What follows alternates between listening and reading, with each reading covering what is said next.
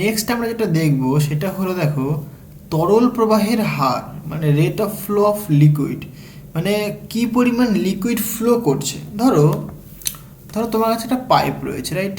এরকম একটা পাইপ রয়েছে। সাপোজ এখানে আমি অনুভবীকে ধরলাম, তাহলে এরকম একটা পাইপ রয়েছে। তাহলে এই পাইপ দিয়ে লিকুইড ফ্লো করছে, মানে জল ফ্লো করছে। এই পাইপ দিয়ে মনে করো জল ফ্লো করছে। তাহলে কি পরিমাণ জল ফ্লো করছে পার ইউনিট টাইম, ভালো করে তোমাকে বুঝতে হবে। ধরো এখানে যদি আমি একটা ইউনিট, আমি যদি সাপোজ এখানে একটা এরিয়া কনসিডার করি, একটা এরিয়া কনসিডার করলাম, তাহলে এর এরিয়া সাপোজ বলছে আমি A1, রাইট? আর এইখানে আমি আর একটা এরিয়া কনসিডার করলাম, যার এরিয়া আমি বলছি সাপোজ A2। ক্লিয়ার হয়েছে? এবার দেখো এখানে যে কথাটা আমি বললাম যে তরল প্রবাহের হার বা rate of flow of liquid, মানে কি পরিমাণ তরল ফ্লো করছে, তার মানে কি তোমাকে বুঝতে হবে। দেখো এদিক দিয়ে তরল ফ্লো করছে, তার মানে কি জল, ধরো তুমি জল যদি কনসিডার করো তাহলে জল ফ্লো করছে দিক দিয়ে, তাই তো? তাহলে আমি যদি বলি একটা ক্ষেত্রফলের মধ্য দিয়ে কী পরিমাণ জল যাচ্ছে, মানে একটা ভলিউম যাচ্ছে। জল যাচ্ছে মানে কি, জলে একটা ভলিউম যাচ্ছে, জলের মাস যাচ্ছে তুমি বলতে পারো। তাহলে একটা নলের মধ্য দিয়ে কী পরিমাণ, মানে তরলের প্রবাহের হার বলতে আমরা সেটাই বুঝি যে যে কী পরিমাণ ভলিউম পাস করছে পার ইউনিট টাইম। তাহলে ভলিউম ভলিউম বাই টাইম, এটাই বোঝাই কি rate of flow of liquid.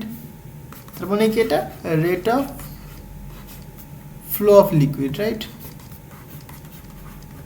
Flow of liquid. দেখো কথার মধ্যে সব কিছু লুকিয়ে রয়েছে। রেট মানে টাইমের রেসপেক্টে, ফ্লো অফ লিকুইড মানে কী পরিমাণ লিকুইড ফ্লো করছে টাইমের রেসপেক্টে। তাহলে কী পরিমাণ লিকুইড যাচ্ছে মানে কী পরিমাণ ভলিউম পাস করছে, তাই নয় কি? তাহলে কী পরিমাণ ভলিউম পাস করছে পার ইউনিট টাইম, সেটাই কিন্তু রিপ্রেজেন্ট করে কি rate of flow of liquid. তাহলে রেট অফ ফ্লো অফ লিকুইডের যে ডেফিনেশন বা তরল প্রবাহের হার কাকে বলে, মানে একক সময়ে কী পরিমাণ ভলিউম, কী পরিমাণ আয়তন, মানে কী পরিমাণ আয়তনের তরল বা লিকুইড, তাই তো, পাস করছে, সেটাকেই বলবো আমরা কি তরল প্রবাহের হার, তাই না? মানে সময়ের সাপেক্ষে কী পরিমাণ তরলের ভলিউম যাচ্ছে, সেটাই কি বলবো আমরা তরল প্রবাহের হার। ধরো এখানে আমি কনসিডার করলাম একটা টিউব, তাই তো? এখানে আমি দুটো এরিয়া কনসিডার করেছি, এই একটা পয়েন্টে A1, আর এই যে এটা 1 নম্বর পয়েন্ট, এটা 2 নম্বর পয়েন্ট, তো 2 নম্বর পয়েন্টে A2, বুঝলাম। এবার ধরো এইখানে লিকুইডের ভেলোসিটি V বা V1 বলতে পারো তুমি, আর এই পয়েন্টে লিকুইডের ভেলোসিটি সাপোজ V2। ওকে, এবার দেখো ইন্টারেস্টিং ব্যাপার কি, এই যে flow of liquid per unit time মানে ফ্লো অফ ভলিউম, তাই তো? লিকুইড মানে বেসিক্যালি কী পরিমাণ ভলিউম পাস করছে পার ইউনিট টাইম, এইটাকে আমরা কিভাবে লিখতে পারি দেখো, ভালো করে বোঝো। তাহলে এই যে ভলিউমকে আমি ভি লিখছি, ভি বাই টাইম, রাইট? এটা বেসিক্যালি এটা হয় যে rate of flow of liquid, এটা, তাই তো? তার মানে এখানে ফিজিক্সটা বোঝো তুমি, ফিজিক্সটা কি বলছে যে একটা ক্ষেত্রফলের মধ্য দিয়ে, ক্ষেত্রফল, ক্ষেত্রফল মানে কি, ধরো এরিয়া, তাই তো? তার ডাইমেনশন কি বলো তুমি, মিটার স্কোয়ার, মানে ইউনিট যদি বলি আমরা মিটার স্কোয়ার, বুঝলাম। এবার এই ক্ষেত্রফলের মধ্য দিয়ে লিকুইড পাস করছে, তাহলে একটা লিকুইডের কণাকে আমি কনসিডার করলাম, তার ভেলোসিটি বললাম আমি সাপোজ V1। এই যে A1 যে ক্ষেত্রফল, তার মধ্য দিয়ে যে লিকুইড পাস করছে, প্রত্যেকটা কণার যে ভেলোসিটি, এখানে এই পয়েন্টে প্রত্যেকটা কণার যে ভেলোসিটি, মানে লিকুইড কণার যে ভেলোসিটি, সেটা আমি ধরলাম সাপোজ V1। ক্লিয়ার হয়েছে? তাহলে V1 ভেলোসিটি নিয়ে লিকুইডটা ফ্লো করছে এই এরিয়াটা দিয়ে, তাহলে ওই যে এরিয়াটা এই যে আমি ধরো এরকম একটা এরিয়া ধরে নিয়েছি, তো তাহলে এই এরিয়া দিয়ে লিকুইড ফ্লো করছে। এখানে স্ট্রিমলাইন মোশন হবে কারণ ধারারেখ প্রবাহ। এখানে আমরা বেসিক্যালি আদর্শ লিকুইড হিসেবে, মানে আদর্শ লিকুইডকে কনসিডার করবো আমরা, রাইট? মানে স্ট্রিমলাইন ফ্লো আমরা এখানে কনসিডার করব। তাহলে এই যে এরিয়াটা, এই এরিয়ার মধ্য দিয়ে দেখো লিকুইড পাস করছে প্রত্যেকটা, মানে এই পয়েন্টে প্রত্যেকটা লিকুইড পার্টিকেলের ভেলোসিটি কত, ভি, প্রত্যেকটা পয়েন্টে ভি ভেলোসিটি। তাহলে ভি ভেলোসিটি নিয়ে লিকুইডটা ফ্লো করছে এই এরিয়াটা দিয়ে, তাহলে কতখানি ভলিউম পাস করছে বলো তো। দেখো এরিয়া ইন্টু যদি আমি ভেলোসিটি করি, এরিয়া ইন্টু ভেলোসিটি, এরিয়া মানে কি, এরিয়া মানে এই পুরোটা এরিয়া, এর মধ্যে দিয়ে একটা মানে যদি আমি জলকণা ধরি, জলকণার ভেলোসিটি যদি v1 হয় এবং তাদের যদি মাল্টিপ্লাই করি তাহলে কী দেবে, ভালো করে দেখো এখানে এরিয়া ইন্টু ভেলোসিটি, রাইট। তাহলে এটাকে তুমি লিখতে পারো না, এরিয়া ইন্টু ভেলোসিটি মানে কি, ডিসপ্লেসমেন্ট বাই টাইম, তাই তো, ডিসপ্লেসমেন্ট বাই টাইম। তাহলে এরিয়া, এই পুরোটার এরিয়া ইন্টু ডিসপ্লেসমেন্ট, তাহলে এটাই কী দেবে, এটা ভলিউম দেবে এটা। তাহলে এইটুকুনি কী পাচ্ছ তুমি, ভলিউম বাই টাইম, তাই নয় কি। তাহলে এরিয়া ইন্টু ভেলোসিটি মানে কি, basically rate of flow of liquid. Clear হয়েছে। তাহলে এখানে তুমি লিখতে পারো যে এ ইন্টু ভি ইন জেনারেল। তাহলে যে rate of flow of liquid মানে একক সময়ে, ওকে, একক সময় বা প্রতি সেকেন্ডে, যাই খুশি তুমি বলতে পারো, প্রতি সেকেন্ডে প্রবাহিত তরলের যে আয়তন, এই যে প্রতি সেকেন্ডে মানে একক সময়ে যে পরিমাণ তরল ফ্লো করছে সেটা কি হবে, এরিয়া ইন্টু ভেলোসিটি, সেই পয়েন্টের এরিয়া ইন্টু সেই পয়েন্টের ভেলোসিটি। ক্লিয়ার হয়েছে।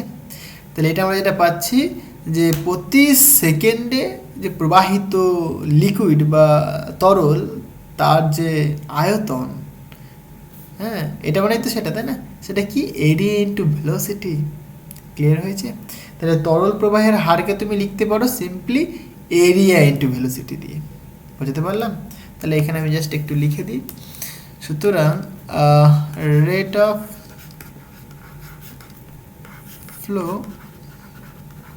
অফ লিকুইড মানে তরল প্রবাহের হার, that is volume by time, equal to area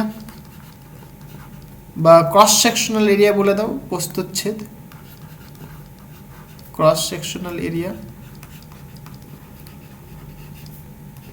ওকে। এটাকে তুমি সাপোজ এ দিয়ে রিপ্রেজেন্ট করছো, মাল্টিপ্লাই কি ভেলোসিটি অ্যাট দ্যাট পয়েন্ট, ওকে, মানে যে লিকুইড ভেলোসিটি অফ লিকুইড, সেটাকে তুমি ভি দিয়ে লিখছো তুমি। তাহলে এইটা তোমার কিন্তু ডেফিনেশন এসে দাঁড়াচ্ছে। ক্লিয়ার হলো।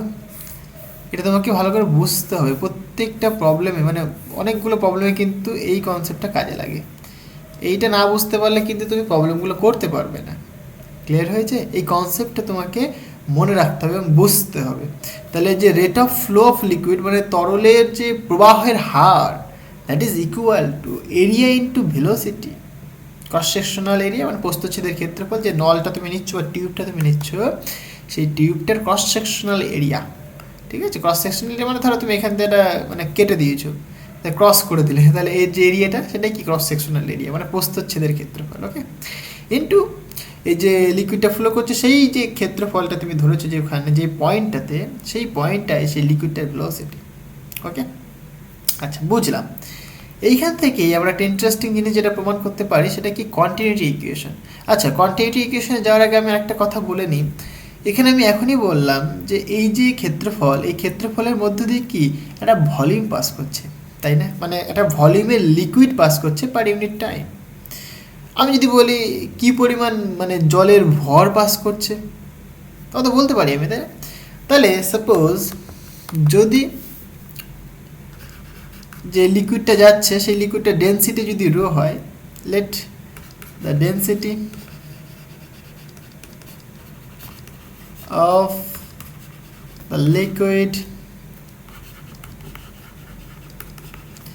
ইজ সাপোজ রো, তাহলে যে লিকুইডটা পাস করছে মানে যে তরলটা যাচ্ছে এই পাইপের মধ্য দিয়ে, সেই তরলটা ডেনসিটি যদি রো হয়, যদি রো হয় তাহলে দেখো ভলিউম পাস করছে না এটা দিয়ে, এই যে একটা ক্ষেত্রফল, ক্ষেত্রফল দিয়ে কি ভলিউম পাস করছে, তাই তো। তাহলে যদি ক্ষেত্রফল সরি কী বলে এটাকে ডেনসিটি যদি তোমার রো হয় তাহলে বলো তুমি মাস কতখানি হবে, কারণ ডেনসিটি ইকুয়ালটা আমরা কি জানি, মাস পার ভলিউম। ডেনসিটির ডেফিনেশন বলছে যে density equal to mass per volume, তাই নয় কি? তাহলে এখান থেকে তুমি মাস ক্যালকুলেট করতে পারো, সুতরাং মাস ইকুয়াল টু তুমি কি লিখবে, রো ইন্টু ভলিউম। ওকে, তাহলে কি পরিমাণ মাস মানে পার্স টাইম, কি পরিমাণ ভরের মানে জলের ভর পাস করছে এটা তুমি বলতে পারো। So rate of flow of liquid, হ্যাঁ মানে mass of liquid, rate of flow of mass of liquid, সেটা তুমি বলতে পারো, এটা কথা হবে। সুতরাং তাহলে তুমি বলবে যে তরলটা পাস করছে প্রতি সেকেন্ডে যে তরলের ভর প্রবাহিত হচ্ছে সেটা কতখানি হবে বলো। ডেনসিটি তুমি জানো রো, এবং তুমি দেখছো যে ভাই ভলিউম কত, ভি ভলিউম। এই যে ভলিউম বাই টাইম এটাকে যদি তুমি রো দিয়ে মাল্টিপ্লাই করো তাহলে রো মানে কি বেসিক্যালি উপরটা তোমার মাস চলে আসছে, আর ভি বাই টি মানে কত, এ ইন্টু ভি। তাহলে তুমি এখানে বলতে পারো সুতরাং প্রতি সেকেন্ডে, বাংলা লিখে দিচ্ছি আমি, প্রতি সেকেন্ডে যে তরলটা প্রবাহিত হচ্ছে তার যে ভর মানে মানে তরলের ভর, প্রবাহিত তরলের ভর, এরকম লিখি, প্রবাহিত তরলের ভর, সেটা কথা হয় বলো। আমি ভরকে এম দিয়ে রিপ্রেজেন্ট করছি, এটা rho into V by T হবে, যে প্রতি সেকেন্ড তাই টি দিয়ে ভাগ হয়েছে, ভর তাহলে রো ইন্টু ভি মানে ভলিউম, তাই নয় কি? তাহলে তুমি সুতরাং লিখবে যে মাস ইকুয়াল টু বলো rho into V by T, তাহলে রো থাকলো, ভি বাই টি মানে কত, এরিয়া ইন্টু ভেলোসিটি, তাই নয় কি? তাহলে সুতরাং তুমি বলতে পারছো যে মাসটা পাস করছে সেটা কত, rho into area into velocity. Okay, এই যে এমটা লিখলাম, এমটা কি বেসিক্যালি কি পরিমাণ মাস পাস করছে, কি পরিমাণ মানে ভর পাস করছে সেটা লিখলাম, তাই না, পার ইউনিট টাইম। তাহলে প্রতি সেকেন্ডে কি পরিমাণ ভর পাস করছে সেটা তোমার কত, rho into area into velocity. জিনিসটা ক্লিয়ার হয়েছে? আচ্ছা, তাহলে বুঝলাম এটা। এইবার আমরা যদি কন্টিনিউটি ইকুয়েশন দেখি, তাহলে কন্টিনিউটি ইকুয়েশন কি বলছে, মানে এই যে ধারারেখ প্রবাহ তার যে কন্টিনিউটি ইকুয়েশন মানে যেটাকে বলে ধারারেখ প্রবাহের সমীকরণ, ঠিক আছে? সো কন্টিনিউটি ইকুয়েশন বা ধারাবাহিকতার সমীকরণ, ধারাবাহিকতার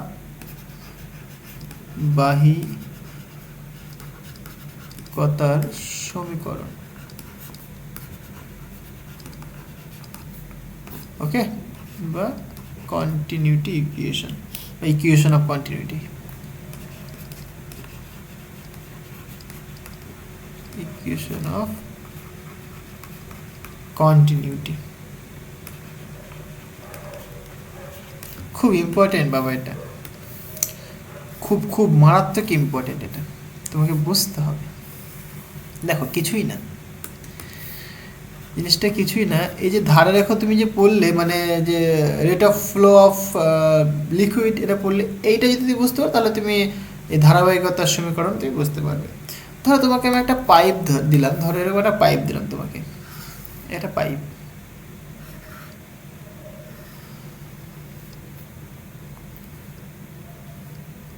এরকম টাইপের একটা তোমাকে পাইপ দিলাম, ক্লিয়ার হয়েছে? এবার তোমাকে বললাম এইখানে একটা মানে ক্ষেত্রফল রয়েছে, প্রস্থচ্ছেদ রয়েছে যেটা A1, এবং এইখানে একটা প্রস্থচ্ছেদ তুমি ক্যান্সেল করো যেটা A2, মানে 1 নম্বর পয়েন্ট এবং 2 নম্বর পয়েন্ট, দুটো পয়েন্টে দুটো প্রস্থচ্ছেদ ক্যান্সেল করলে, এবং এই পয়েন্টে যে লিকুইডটা এখান থেকে লিকুইড ফ্লো করছে, এখান থেকে যাচ্ছে লিকুইড ফ্লো করছে, রাইট, লিকুইড ফ্লো করছে। তাহলে আমি বললাম এই যে A1 যে এরিয়া, এই পয়েন্টটাই লিকুইডের ভেলোসিটি, সাপোজ আমি বলছি V1, কি বললাম এটাকে, V1, আর এই পয়েন্টে লিকুইডের ভেলোসিটি একদম যে A2 পয়েন্টটায় সেটা কত, V2 বললাম, ক্লিয়ার হয়েছে? কন্টিনিউটি ইকুয়েশন বলছে দেখো এই যে মানে প্রত্যেকটা বিন্দুতে, ধরো এইখানে একটা তুমি ক্ষেত্রফল কনসিডার করেছো, এখানে তুমি একটা ক্ষেত্রফল কনসিডার করেছো, তাই তো, মানে এখানে একটা পয়েন্ট, এখানে একটা পয়েন্ট, মানে এই যে পাইপ বা নলটার প্রত্যেকটা পয়েন্টেই সমান পরিমাণের ভর একক সেকেন্ডে পাস করবে, মানে এইখানে যে পরিমাণ মাস পাস করবে এইখানেও সেই পরিমাণই মাস পাস করবে। ধরো এখানে যদি M1 মাস পাস করে আর এখানে যদি M2 মাস পাস করে, কন্টিনিউটি ইকুয়েশন বলছে কি তারা দুজনে সমান হবে according to this m1 equal to m2, এটাই কন্টিনিউটি ইকুয়েশন। সিম্পল জিনিস না, মানে কনজারভেশন অফ মাস বেসিক্যালি। তাহলে একটা তুমি টিউব বা পাইপ তুমি কনসিডার করেছো, পাইপের প্রত্যেকটা পয়েন্টে সমান ভরের তরল প্রবাহিত হবে একক সেকেন্ডে, মানে প্রতি সেকেন্ডে সমান ভরের তরল প্রবাহিত হবে, এটাই বলছে কন্টিনিউটি ইকুয়েশন। জিনিসটা বোঝাতে পারলাম? তাহলে এই যে ক্ষেত্রফলটা a1 আর এখানে যে a2 ক্ষেত্রফল, তাহলে a1 ক্ষেত্রফল দিয়ে সাপোজ তুমি বলছো যে m1 মাস যাচ্ছে এবং a2 ক্ষেত্রফল দিয়ে তুমি বলছো m2 মাস যাচ্ছে। তাহলে কন্টিনিউটি ইকুয়েশন বলছে কি এই পয়েন্টে যে পরিমাণ মাস পাস করলো এই ক্ষেত্রফল দিয়েও এইখানটাই মানে যে 2 নম্বর পয়েন্ট এখানেও কিন্তু সেই পরিমাণই মাস পাস করছে। তাহলে দেখো এখন তুমি মাসের ফর্মুলা ক্যালকুলেট করলে বলো কত হয়। মাস মানে তুমি শিখলে কি rho into area into velocity. এখানে কি এই এরিয়া কোনটা হবে, 1 নম্বর পয়েন্টের এরিয়া হবে এবং ভেলোসিটি কোনটা হবে, 1 নম্বর পয়েন্টের ভেলোসিটি হবে, ইকুয়াল টু 2 নম্বর পয়েন্টের কি মাস কত লিখবে তুমি দেখো, তাহলে density of liquid into a2 into v2। দেখো ডেনসিটি তো চেঞ্জ হবে না কারণ লিকুইড যাচ্ছে, ধরো হয় জল যাচ্ছে নয় তেল যাচ্ছে, মানে যে কোনো একটা লিকুইডই তো যাচ্ছে না। তাহলে প্রত্যেকটা পয়েন্টে কি লিকুইডের ডেনসিটি তো কনস্ট্যান্ট পাবা, এখানে লিকুইডের ডেনসিটি ρ1 এখানে লিকুইড ডেনসিটি ρ2, সেরকম তো নয়।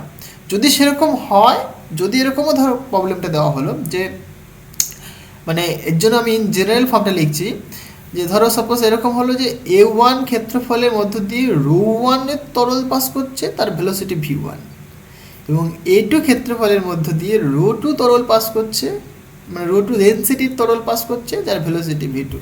তখন তুমি কি লিখবে বলো, তখন তুমি লিখবে যে ρ1 a1 v1 equal to ρ2 a2 v2, তখন তুমি এটা লিখবে, তখন কোনো ভুল নেই। ওকে, এবার আমি এখানে কনসিডার করে নিলাম প্রত্যেকটা পয়েন্টে লিকুইডের ডেনসিটি সেম, যদি সেম হয় তাহলে তুমি রো তুমি কি ক্যান্সেল করে দিতে পারো, রোটা সেম থাকবে বেসিক্যালি। তাহলে তুমি এখানে ক্যান্সেল করে দিলে কি থাকবে বলো, a1 v1 equal to a2 v2, খুব ইম্পর্টেন্ট। তাহলে এইটাই তোমার কি কন্টিনিউটি ইকুয়েশন, এটা তোমার প্রবলেম করতে গিয়ে প্রচুর কাজে লাগবে এবং এই কনসেপ্টটা প্রচুর কাজে লাগবে, ঠিক আছে। মানে বেসিক যে ফর্মুলা বা বেসিক যে লটা যে কন্টিনিউটি ইকুয়েশন, সেটা কি মাসটা কনস্ট্যান্ট থাকবে, মানে প্রত্যেকটা পয়েন্টে মাসটা কি কনস্ট্যান্ট থাকবে। সেখান থেকে আমরা ক্যালকুলেট করে কি দেখলাম যে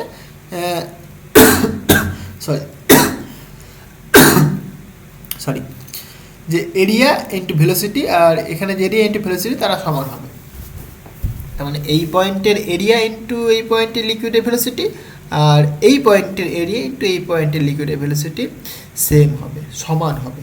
এটাই হচ্ছে তোমার কন্টিনিউটি ইকুয়েশন, তোমাকে ভালো করে বুঝতে হবে। ক্লিয়ার হয়েছে? আশা করি জিনিসটা বোঝাতে পারলাম। তাহলে এটা আমাদের কন্টিনিউটি ইকুয়েশন। এবার দেখো এই যে কন্টিনিউটি ইকুয়েশন তুমি পড়লে, এখানে বেসিক্যালি কি লিকুইড ফ্লো করছে, তাই তো? এই যে পাইপটার মধ্যে দিয়ে লিকুইড ফ্লো করছে, এই যে লিকুইডটা যে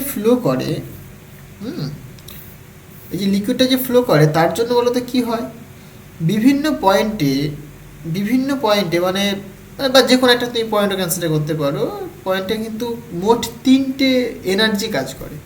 কি আমি বলবো, চাপ নেই, সেদিকে আমরা আস্তে আস্তে যাবো। তারপরেই আমরা কি মানে ওই জিনিসটা তুমি বুঝতে পারো যে বার্নৌলির প্রিন্সিপালটা কি। ওকে, আমরা আস্তে আস্তে বার্নৌলির প্রিন্সিপালের দিকে যাচ্ছি। আচ্ছা, এইখানে যদি একটা কথা যদি বলি, তার মানে কি দেখতে পাচ্ছ তুমি যে এই পয়েন্টের এরিয়া ইন্টু ভেলোসিটি আর এই পয়েন্টের এরিয়া ইন্টু ভেলোসিটি সমান হয়। তাহলে সুতরাং তুমি বলতে পারো যে area into velocity equal to constant in general, তাই তো? এটা তুমি বলতে পারো। তার মানে এখান থেকে তুমি এটাও বলতে পারো যে ভেলোসিটি প্রপোর্শনাল টু বা সমান কনস্ট্যান্ট, দেখো ফিজিক্সটা বোঝো, ডিভাইডেড বাই এরিয়া। তাহলে velocity proportional to 1 by area, তাই নয় কি? এইটা কি সিগনিফাই করছে ফিজিক্যালি, সেটা তোমাকে বুঝতে হবে। তার মানে কি যেখানটায় এরিয়া বেশি, এখানে দুটো কেস দেখো। 1 নম্বর কেস,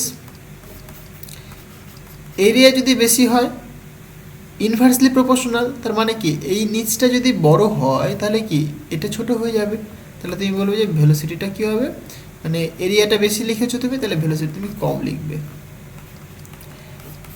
আর যেখানটায় এরিয়াটা কম সেখানে ভেলোসিটিটা বেশি হয়। তাই তো হয়। ধরো একটা পাইপ দিয়ে জল যাচ্ছে, ধরো একটা পাইপ দিয়ে জল যাচ্ছে, তো পাইপটা ঠিক এইরকম এইরকম একটা পাইপ, ওকে। তাহলে এখান থেকে তুমি বুঝতে পারছো এর এরিয়াটা A1, এর এরিয়াটা A2, তাহলে এইখানে যে ভেলোসিটি এটা V1, এখানে ভেলোসিটি V2, তাই তো। এখানে দেখো এর এরিয়াটা বড়, তাহলে এর ভেলোসিটি কী হবে, কম, মানে এখান দিয়ে আস্তে আস্তে আস্তে আস্তে আস্তে আস্তে জল, যদি বেরোনোর কথা যদি বলি তাহলে আস্তে আস্তে জল বেরোবে, বা ঢোকার কথা যদি বলি আস্তে আস্তে জল ঢুকবে। বাট এইখানটায় দেখো যে জলটা বেরোবে, মানে আমি বেরোনোর কথা বললে এবার নির্গমনের কথা বললে বেশি ক্লিয়ার হবে। তাহলে এইখান দিয়ে যখন জলটা বেরোবে দেখো এরিয়াটা কম, এরিয়া কম হয় কিন্তু ভেলোসিটিটা কী হবে, বেশি হবে। যেমন একটা এক্সাম্পল ধরো, ছোটোবেলায় আমরা অনেক পাইপ দিয়ে জল খেলেছি, তাই না? যখন ওই ইটের মধ্যে আমরা জল দিতাম কেমন করতাম, ধরো পাইপের মুখ যখন বড় থাকে তখন কিন্তু জল gall gall gall gall gall gall gall gall করে পড়ে, কিন্তু আমি যদি হাত দিয়ে চেপে দিই একটুখানি পাইপের মুখটাকে, যদি চেপে, তখন তো তীরের মতো জল যায়, সাই সাই সাই সাই করে জল যায়, না তীরের মতো জল চলে যায়। তার মানে কি বুঝতে পারছো, আমরা ছোটোবেলায় কিন্তু ফিজিক্স অনেক মানে হাতে কলমে করেছি, কিন্তু আমরা জানতাম না। তাই যে খেলাধুলা করি আমরা, বলে আমরা খেলাধুলা করা খারাপ, খেলাধুলা করা কোনো সময় খারাপ না, অনেক ভালো, কারণ সেগুলো কি পরবর্তী সময়ে তোমার কাজে লাগবে। বুঝতে পারলে, তুমি যে এই যে পাইপ দিয়ে জল নিয়ে খেলেছো, এটা কিন্তু তোমার এখন কাজে লাগছে, কারণ তুমি এখন বুঝতে পারছো যে ওর পেছনের ফিজিক্সটা কি। যখন তুমি মুখটা হালকা করে চেপে ধরছিলে তখন কি জলটা কি প্রচুর গতি বেগে যাচ্ছিল, হাই স্পিড যাচ্ছিল, অনেকটা দূর চলে যাচ্ছিল, তাই না? মানে কি এরিয়াটা কম হয়ে গেছে, তাহলে এরিয়াটা কম হওয়ার দরুন ভেলোসিটি কিন্তু বেড়ে গেছে। বুঝতে পারলে? আবার যখন তুমি মুখটাকে ছেড়ে দিচ্ছিলে, মানে যখন মুখটা মানে এরিয়াটা যখন বড় করে দিচ্ছে, তখন কি গ্যাল গ্যাল গ্যাল গ্যাল জল পড়ছিল, এবং জলটা কিন্তু অনেকটা দূর পর্যন্ত যেতে পারছিল না, মানে ভেলোসিটি কম ছিল। বুঝতে পারলে? তো এই জিনিসগুলো কিন্তু আমরা ছোটোবেলায় অনেক দেখেছি। আচ্ছা, তাহলে বুঝলাম জিনিসটা। এইবার দেখো এই যে একটা পাইপের মধ্যে জল যাচ্ছে, ধরো যে কোনো একটা পয়েন্ট যদি কনসিডার করি, ধরো এখানে একটা পয়েন্ট কনসিডার করলাম, এই পয়েন্টটা, এই পয়েন্টটা, এই যে জলের যে ফ্লো হচ্ছে, ঠিক আছে, এই জলের ফ্লোর জন্য মোট 3টে শক্তি এখানে পাওয়া যায়, 3টে এনার্জি এখানে পাওয়া যায়। সে 3টে এনার্জি কি দেখো বলছি এক এক করে আমি। আচ্ছা, তাহলে আমরা যেটা দেখবো বেসিক্যালি এখানে energy of liquid, energy of liquid in steady flow বা ল্যামিনার ফ্লো, রাইট?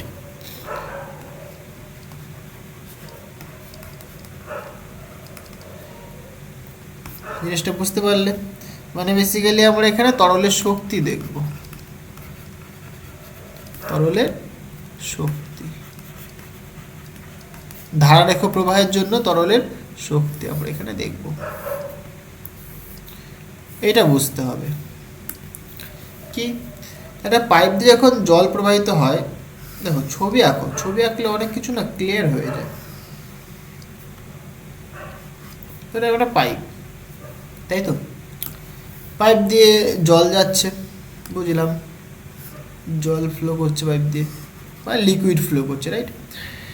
ধরো তুমি কি কি তুমি এনার্জি পাবে এখানটায়, তাই তো। ফার্স্ট অফ অল দেখো, যেহেতু জল ফ্লো করছে, একটা ভেলোসিটি নিয়ে জল যাচ্ছে, ভেলোসিটি আছে এবং জলের একটা মাসও রয়েছে, তাহলে ভেলোসিটি আছে, জলের মাস রয়েছে, তাহলে কি পাবে তুমি, তার কাইনেটিক এনার্জি তুমি পাবে, তাই না? তাহলে কাইনেটিক এনার্জি তুমি পাবে, মানে গতি শক্তি, তাই তো, কাইনেটিক এনার্জি অথবা গতি শক্তি তুমি পাবে। সেকেন্ড তুমি কি পাবে দেখো, আচ্ছা এটা দেখো, এই যে পাইপটা, ধরো আমাদের রেফারেন্স ফ্রেম, এটা আমাদের কি রেফারেন্স ফ্রেম, রেফারেন্স ফ্রেম, তাই তো। তাহলে রেফারেন্স ফ্রেম থেকে ধরো তুমি এই পয়েন্টটা কনসিডার করেছো,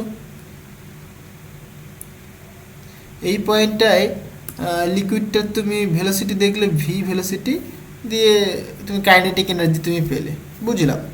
এবং এই পয়েন্টটা দেখো রেফারেন্স ফ্রেম থেকে কিন্তু কিছুটা হাইটে রয়েছে, তাই না?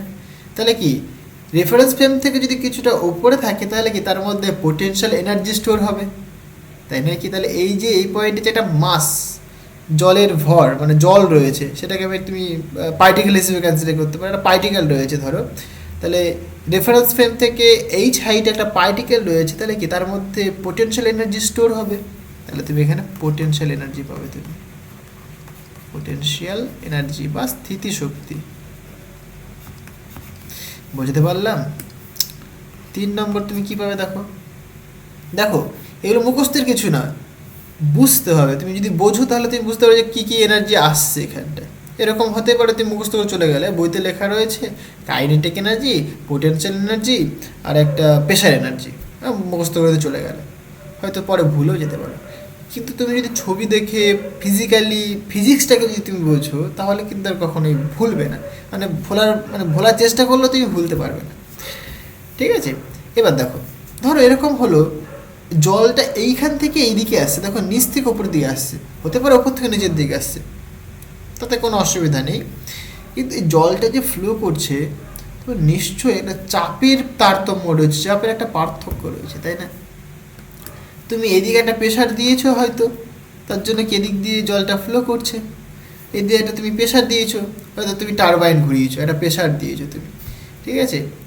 বা তোমার ট্যাঙ্কটা উপরে রয়েছে, পাইপটাকে তুমি কানেক্ট করে দিয়েছো, দিয়ে ওপর থেকে নিচে জল পড়ছে, তাহলে কি উপর থেকে নিচে জল পড়ছে, তুমি প্রেশার তুমি দিয়েছো একটা, তাহলে হতে পারে তুমি একটা এক্সটার্নাল প্রেশার দিয়েছো, যে প্রেশারটার দরুন কিন্তু পাইপটা দিয়ে জল ফ্লো করছে, তাহলে প্রেশারের দরুন একটা তুমি এনার্জি পাচ্ছ, সেটাকে বলি আমরা কি প্রেশার এনার্জি, সেটাকে বলি আমরা প্রেশার এনার্জি। ক্লিয়ার হয়েছে? Pressure energy. আচ্ছা, এই যে 3টে জিনিস বললাম, এই 3টে জিনিসকে আমরা এক এক করে এক্সপ্লেন করবো, চাপ নেই। তো দেখো ফার্স্ট আমি ধরি কাইনেটিক এনার্জিটা, মানে গতিশক্তি, গতিশক্তি কাইনেটিক এনার্জি।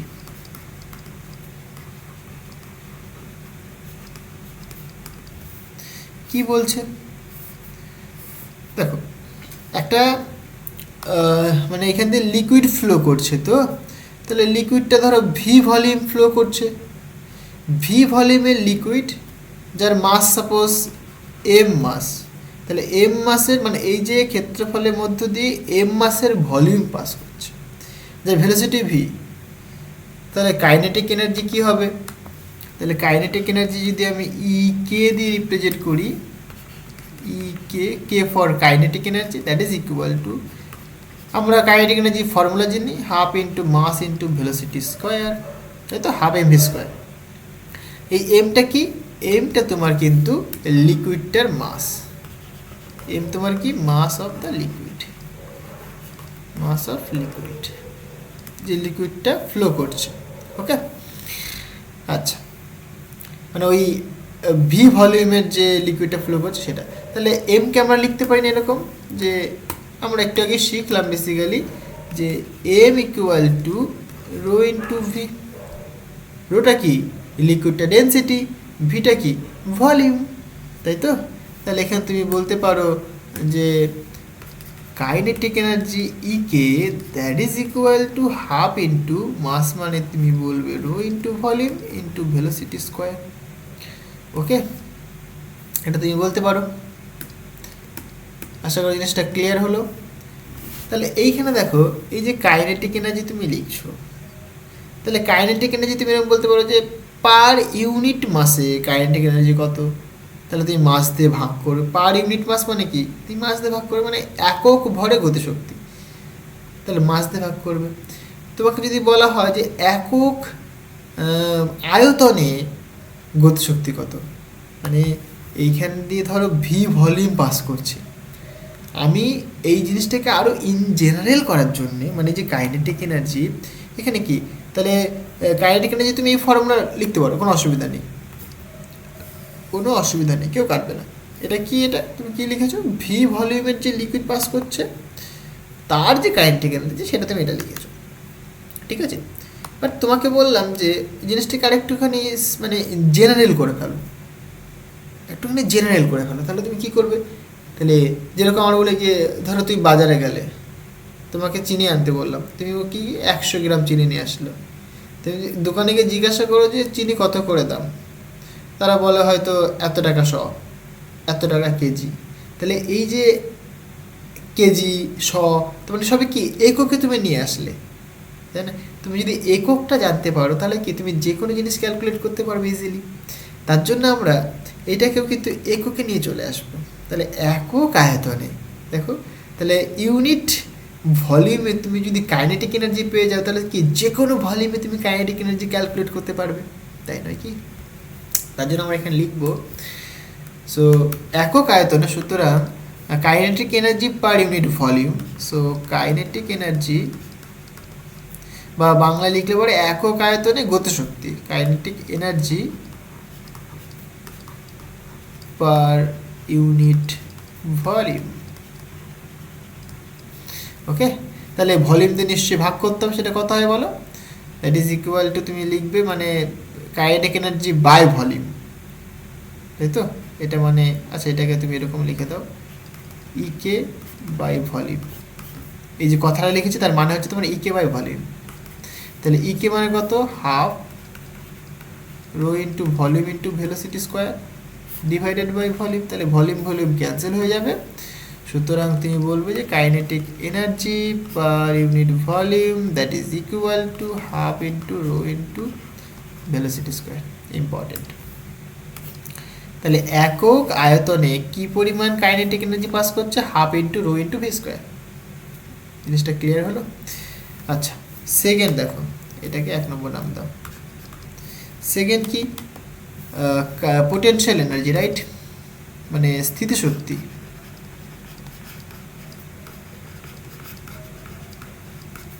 স্থিতিশক্তি আর পোটেনশিয়াল এনার্জি,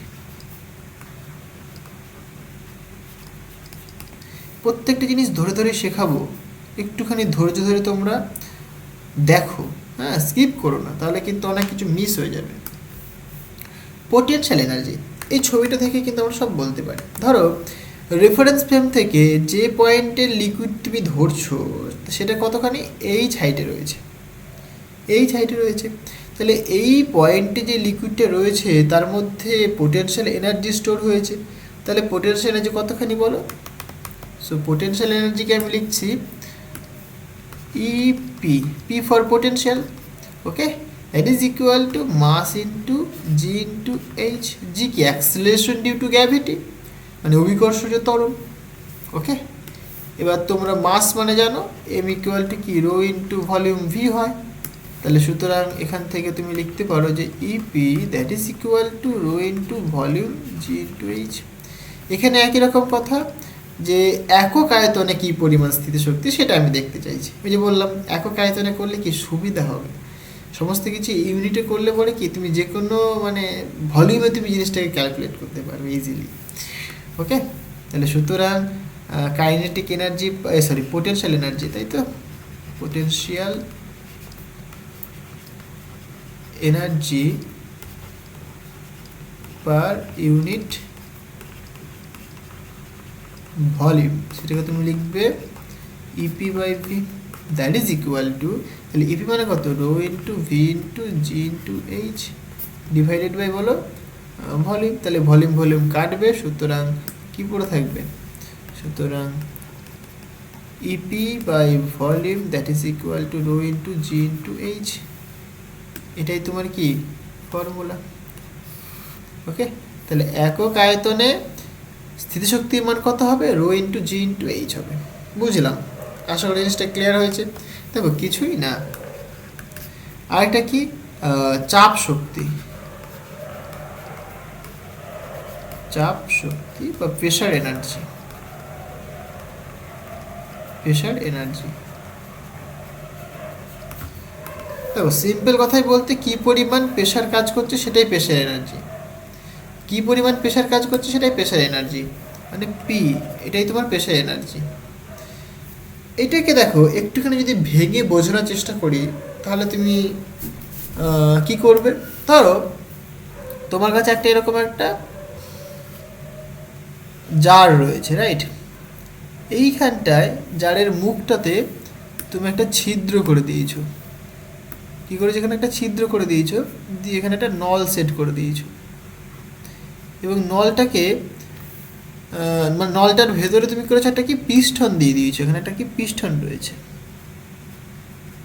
এটা একটা পিস্টন, রাইট?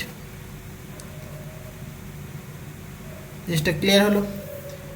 এবার এটা জলে ভর্তি, এটা জলে ভর্তি, ঠিক আছে, বুঝলাম। এই যে জলে ভর্তি তুমি করে দিয়েছো, ধরো এইখানে যে তোমার ইয়েটা, আচ্ছা এটা অন্য কালিতে দেখাই,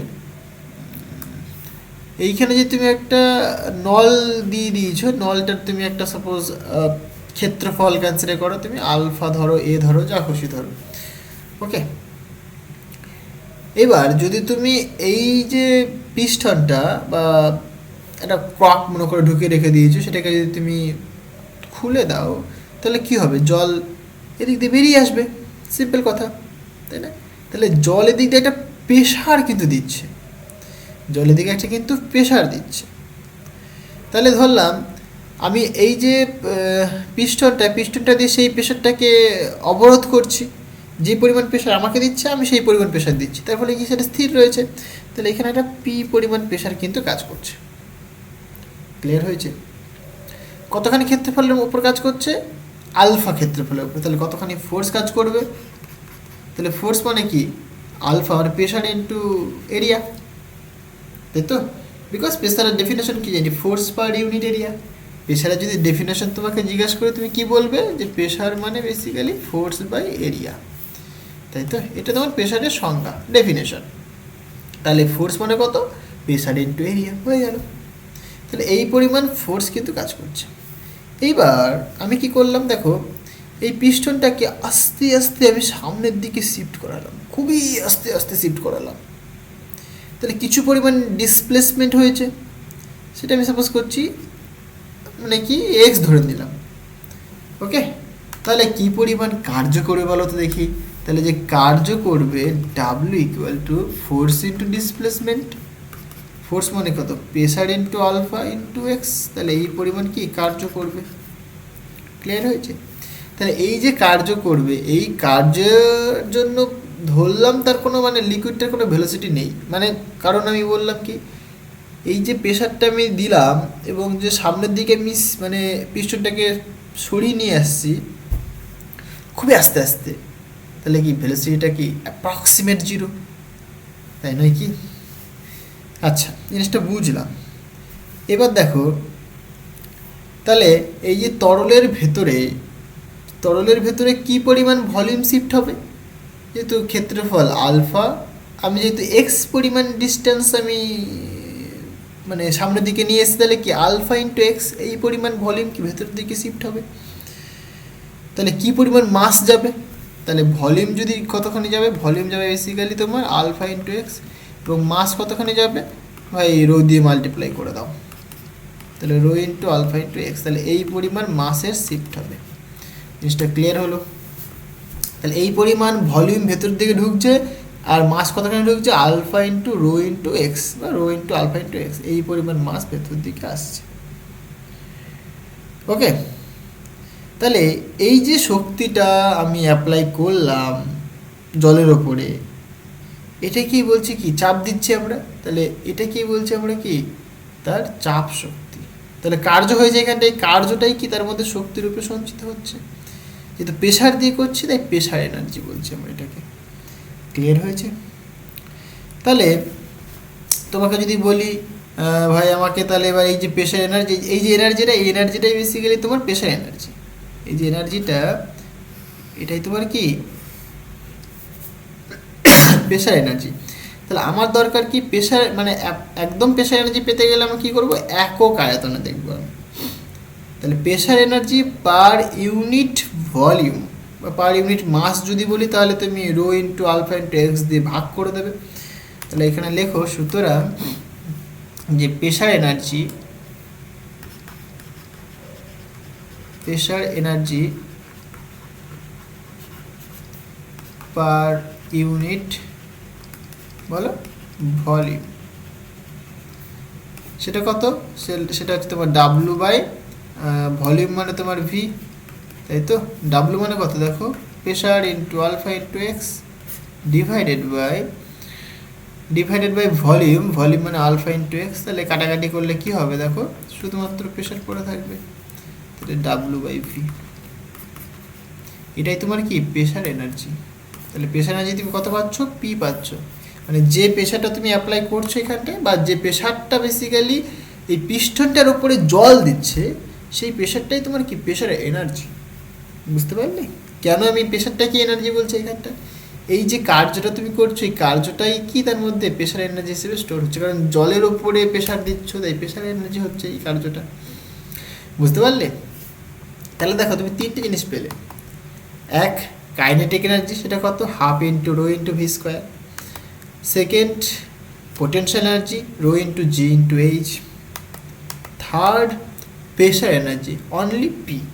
ওকে, এই তিনটেকে যদি তুমি একত্রিত করে দাও, মানে সামেশন করে দাও, তাহলেই তোমার বার্নৌলির প্রিন্সিপাল চলে আসবে। তাহলে নেক্সট আমরা দেখবো বার্নৌলির প্রিন্সিপাল। ওকে, মানে বার্নৌলির উপপাদ্য। বার্নৌলির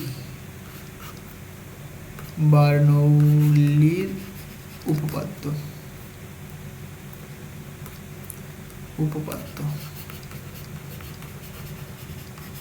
ওকে, বার্নৌলিস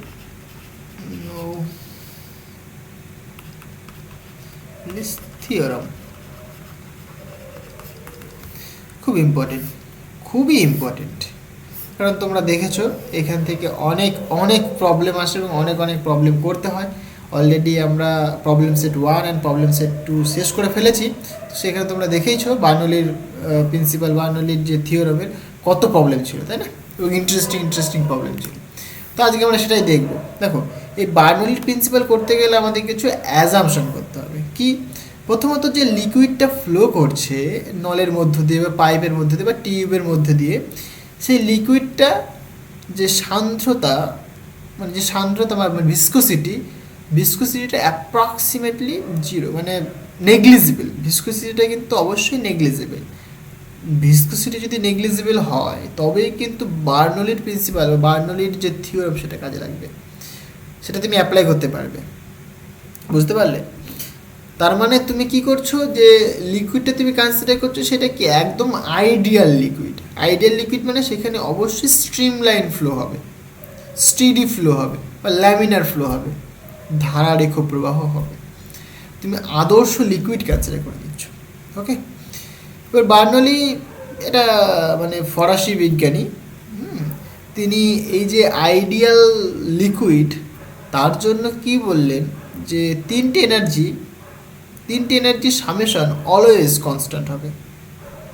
তার মতামত অনুসারে কি একটা আদর্শ তরলের ধারারেখ, হ্যাঁ, মানে ধারারেখ যে প্রবাহ সেটা কি হবে, মানে সব বিন্দুতেই, মানে ধরো যে পাইপ তুমি যদি ধরো এখানে একটা যে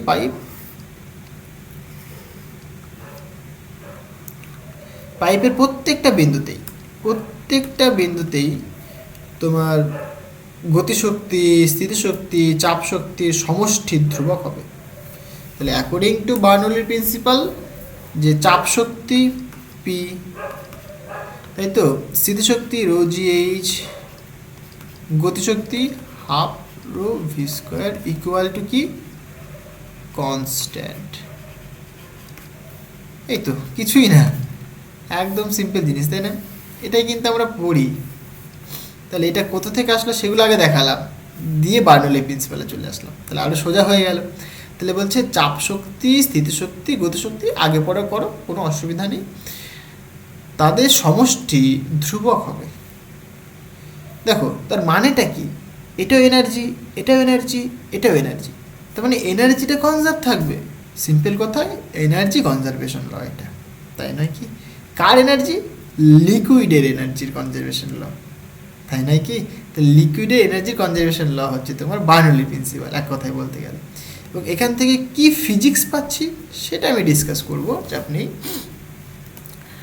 তাহলে দেখো এইখানে আমরা যেটা বুঝলাম যে প্রেশার এনার্জি, স্থিতিশক্তি, তারপরে কাইনেটিক এনার্জি বা গতিশক্তি, তাদের সমষ্টি কী হবে? কনস্ট্যান্ট হবে, তাই তো?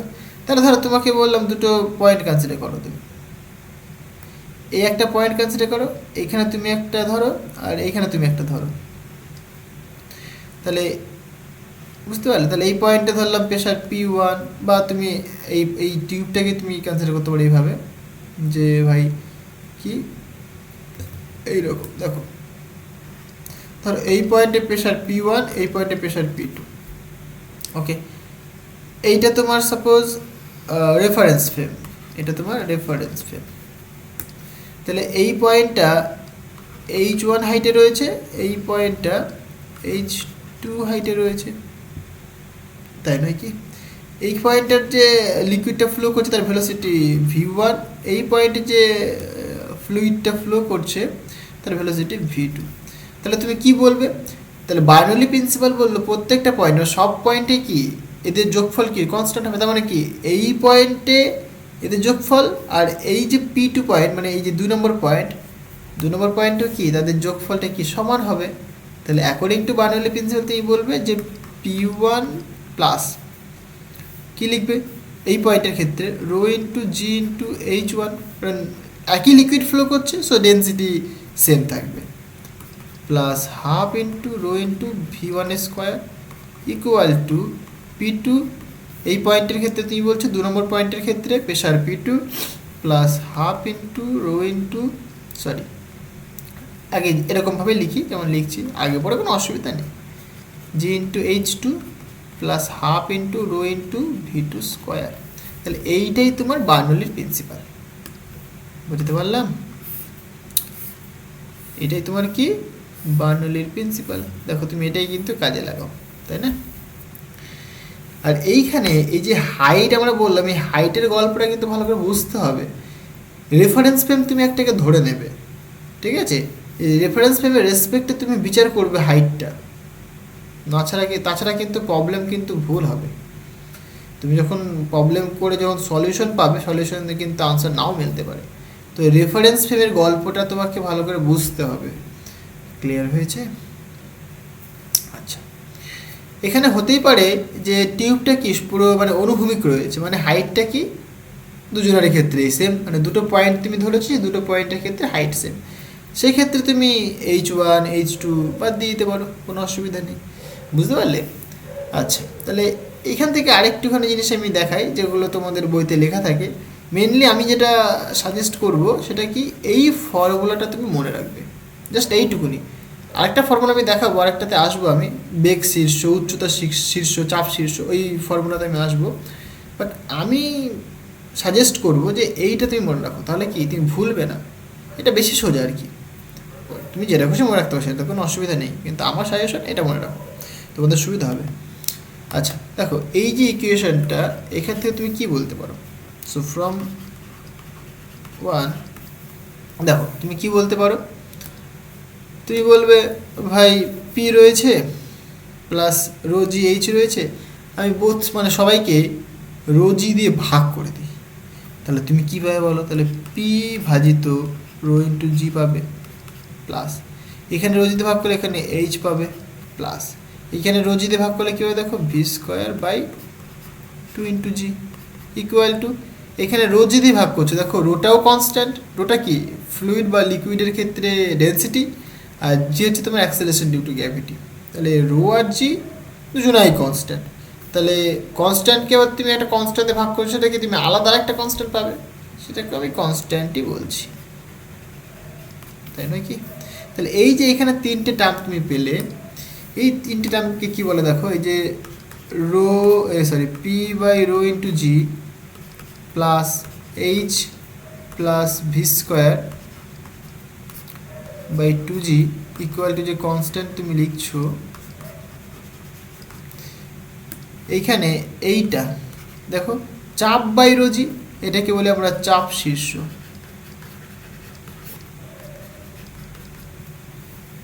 দেন এটা তুমি পাচ্ছ, এটা কি এইচ, শুধুমাত্র হাইট মানে হাইট, উচ্চতা শীর্ষ।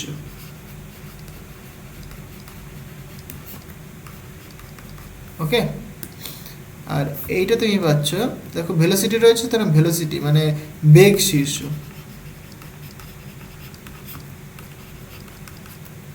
এটা কনস্ট্যান্ট, কোনো অসুবিধা নেই। তাহলে এইটা কিন্তু আরেকটা মানে ফর্ম আর কি, বার্নৌলি প্রিন্সিপালের আরেকটা ফর্ম। হ্যাঁ, অনেকে এইটা থেকেই অঙ্ক করানো শুরু করে, আমি সবসময় ভাই এটা থেকে করে, কারণ এটা একদম পুরো বেসিক জিনিস, এইটা থেকে এটা আসে। সো এইটা মনে রাখতে পারলে তুমি সব করতে পারবে, ঠিক আছে।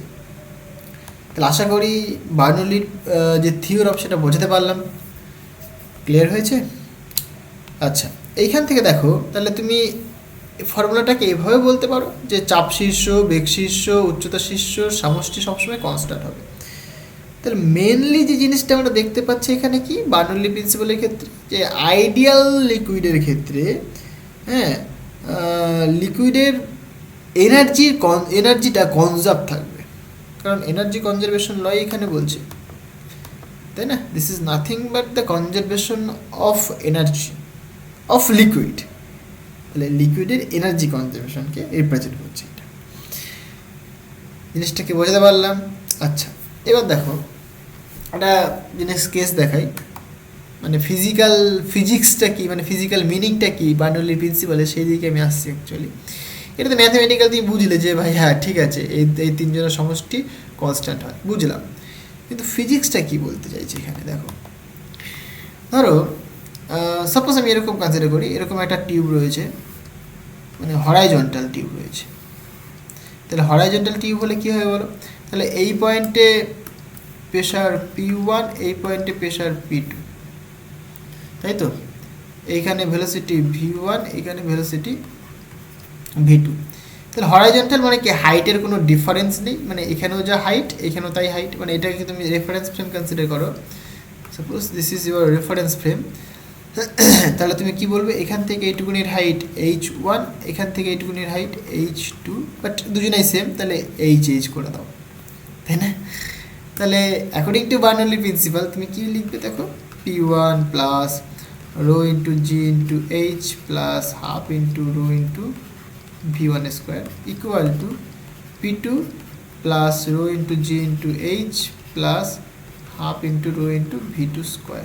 তাহলে দেখো এখানে এটা ক্যান্সেল হচ্ছে, তাহলে এখানে পড়ে থাকছে কি, P1 plus half into rho into V1 square equal to P2 plus half into rho into V2 square, তাই নয় কি।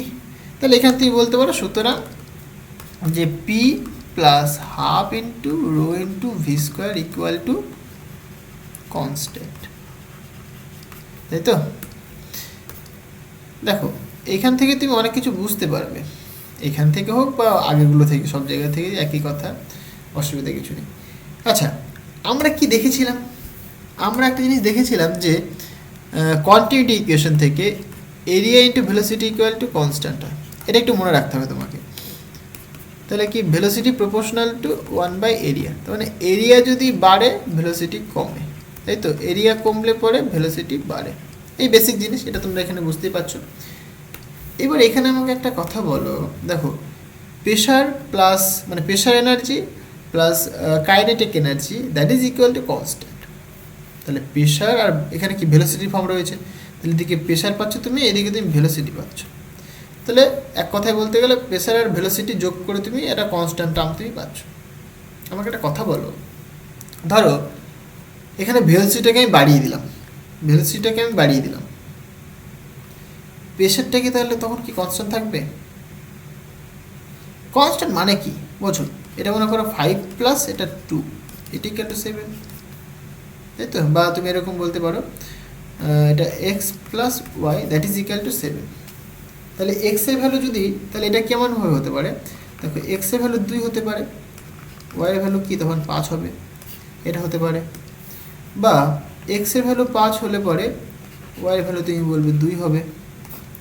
বা তুমি বলতে পারো যে না, এক্সের ভ্যালু যদি 3 হয় ওয়াইয়ের ভ্যালু 4 হবে, তবেই তো তারা যোগ করে কনস্ট্যান্টটা পাবো আমি, তাই নাকি। তাদেরকে যোগ করে কনস্ট্যান্ট কখন পাবো, যখন দেখো এক্স যখন ভ্যারি করছে ওয়াই কিন্তু ভ্যারি করছে, তো মানে এরকম তুমি রাখতে পারো না যে ধরো ওয়াইটাকে তুমি 5 ফিক্সড করে রাখলে, বাট এক্সটাকে তুমি ভ্যারি করাচ্ছ, 2 করলে, 1 করলে, 3 করলে, তাহলে তো সব প্রত্যেকবার ভ্যালু চেঞ্জ হয়ে যাবে। একবার 8 হবে, একবার 6 হবে, একবার 7 হবে, তাই না? তাহলে কনস্ট্যান্ট তুমি পাবে না। কনস্ট্যান্ট তুমি কখন পাবে? ওয়াইটাকে বাড়ালে পরে, দেখো ওয়াইটাকে তুমি বাড়াচ্ছ, ধরো প্রত্যেকটা জিনিস ভালো করে দেখো, ধরো এরকম বললাম এক্সটাকে কমালে তুমি, তাহলে এক্সটাকে তুমি কমালে ওয়াইটাকে তাহলে বাড়াতে হবে। আবার এক্সটাকে বাড়ালে পরে দেখো ওয়াইটাকে কমাতে হবে, এক্সটাকে কমালে পরে ওয়াইটাকে বাড়াতে হবে। তার মানে কি, এইখানে যে প্রেশার আর যে ভেলোসিটি এরা কিন্তু ইনভার্সলি রয়েছে, তাই নয় কি? তবেই তো তাদের যোগ করে তুমি কনস্ট্যান্টটা পাবে। আমি কি জিনিসটা বোঝাতে পারছি?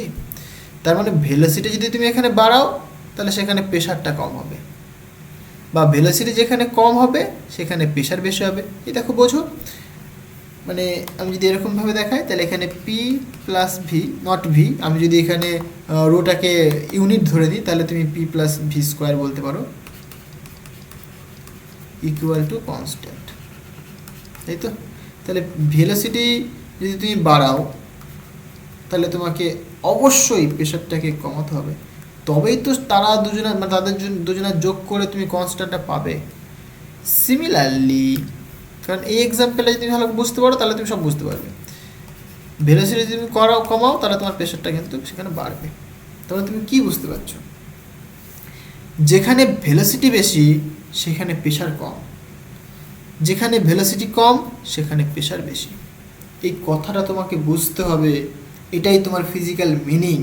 বার্নৌলির প্রিন্সিপালের ফিজিক্যাল মিনিং এটাই, ঠিক আছে? ম্যাথমেটিক্যাল ফর্মটা বুঝলাম, কিন্তু ফিজিক্স কি বলছে?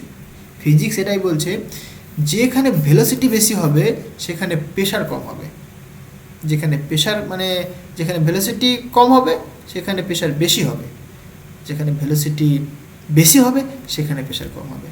এবার দেখো এই যে কথাটা বলেছিলাম এখানটা, এটা কাজে লাগাও। এবার ধরো একটা তুমি টিউব নিলে, তো এরকম একটা টিউব নিলে, রাইট?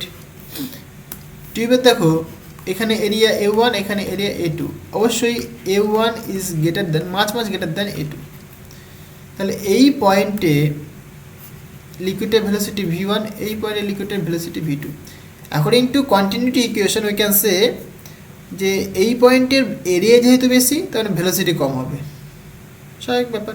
এরিয়া বেশি, ভেলোসিটি তাহলে কম হবে এখানটায়। তাহলে আর এইখানে ভেলোসিটি, এখানে এরিয়া কম, ভেলোসিটি বেশি, তার মানে কি velocity V2 is greater then V1, তাই তো? তাহলে এবার আমাকে বলো এইখানে ভেলোসিটি বেশি, ভেলোসিটি কম, তাহলে এখানে প্রেশার কী হবে? তাহলে এখানে ভেলোসিটি কম, তাহলে প্রেশার কী হবে বলো তো? এই পয়েন্টে প্রেশার সাপোজ P1 আর এই পয়েন্টের প্রেশার সাপোজ P2। তাহলে ভেলোসিটি যেহেতু কম তাহলে এই পয়েন্টের প্রেশারটা বেশি, আর এই পয়েন্টের ভেলোসিটি যেহেতু বেশি, V2 যেহেতু বেশি, তাহলে প্রেশার কী হবে? এই পয়েন্টের কম হবে। তাহলে যেখানে ভেলোসিটি বেশি থাকবে সেখানে প্রেশার কম হবে। এটাই বলছে বার্নৌলির প্রিন্সিপাল। যেমন ধরো অনেক এক্সাম্পল রয়েছে, বার্নৌলির প্রিন্সিপালের গাধাগুচ্ছ এক্সাম্পল রয়েছে, ঠিক আছে? যেমন কয়েকটা এক্সাম্পল আমি একটা বলি, জাস্ট মুখে একটা এক্সাম্পল বলি তাহলে বুঝতে পারো তুমি। যেমন ধরো ট্রেনের গল্পটাই বলি আগে, ট্রেন ফার্স্ট এক্সাম্পল আসছে আমরা, ঠিক আছে? অ্যাপ্লিকেশন যদি বলি আমরা তাহলে অ্যাপ্লিকেশন, আচ্ছা এখানে একটু লিখে দিই আগে তারপরে আমি যাচ্ছি, তাহলে তোমাদের বুঝতে সুবিধা হবে। তাহলে এখানে কি বললাম যে বার্নৌলি প্রিন্সিপাল থেকে আমরা কি বুঝতে পারছি? প্রবাহের বেগ যেখানে বেশি, মানে প্রবাহের, এখানে প্রবাহ মানে ফ্লুইড, রাইট? সেটা হতে পারে লিকুইড, হতে পারে গ্যাস। সো প্রবাহের বেগ যেখানে বেশি হবে, যেখানে বেশি হবে সেখানে কি হয় বলো? সেখানে কিন্তু চাপ কম হবে,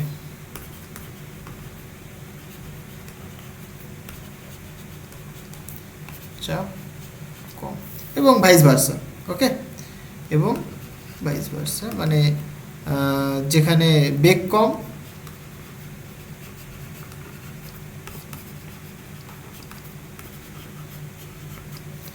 সেখানে চাপ বেশি।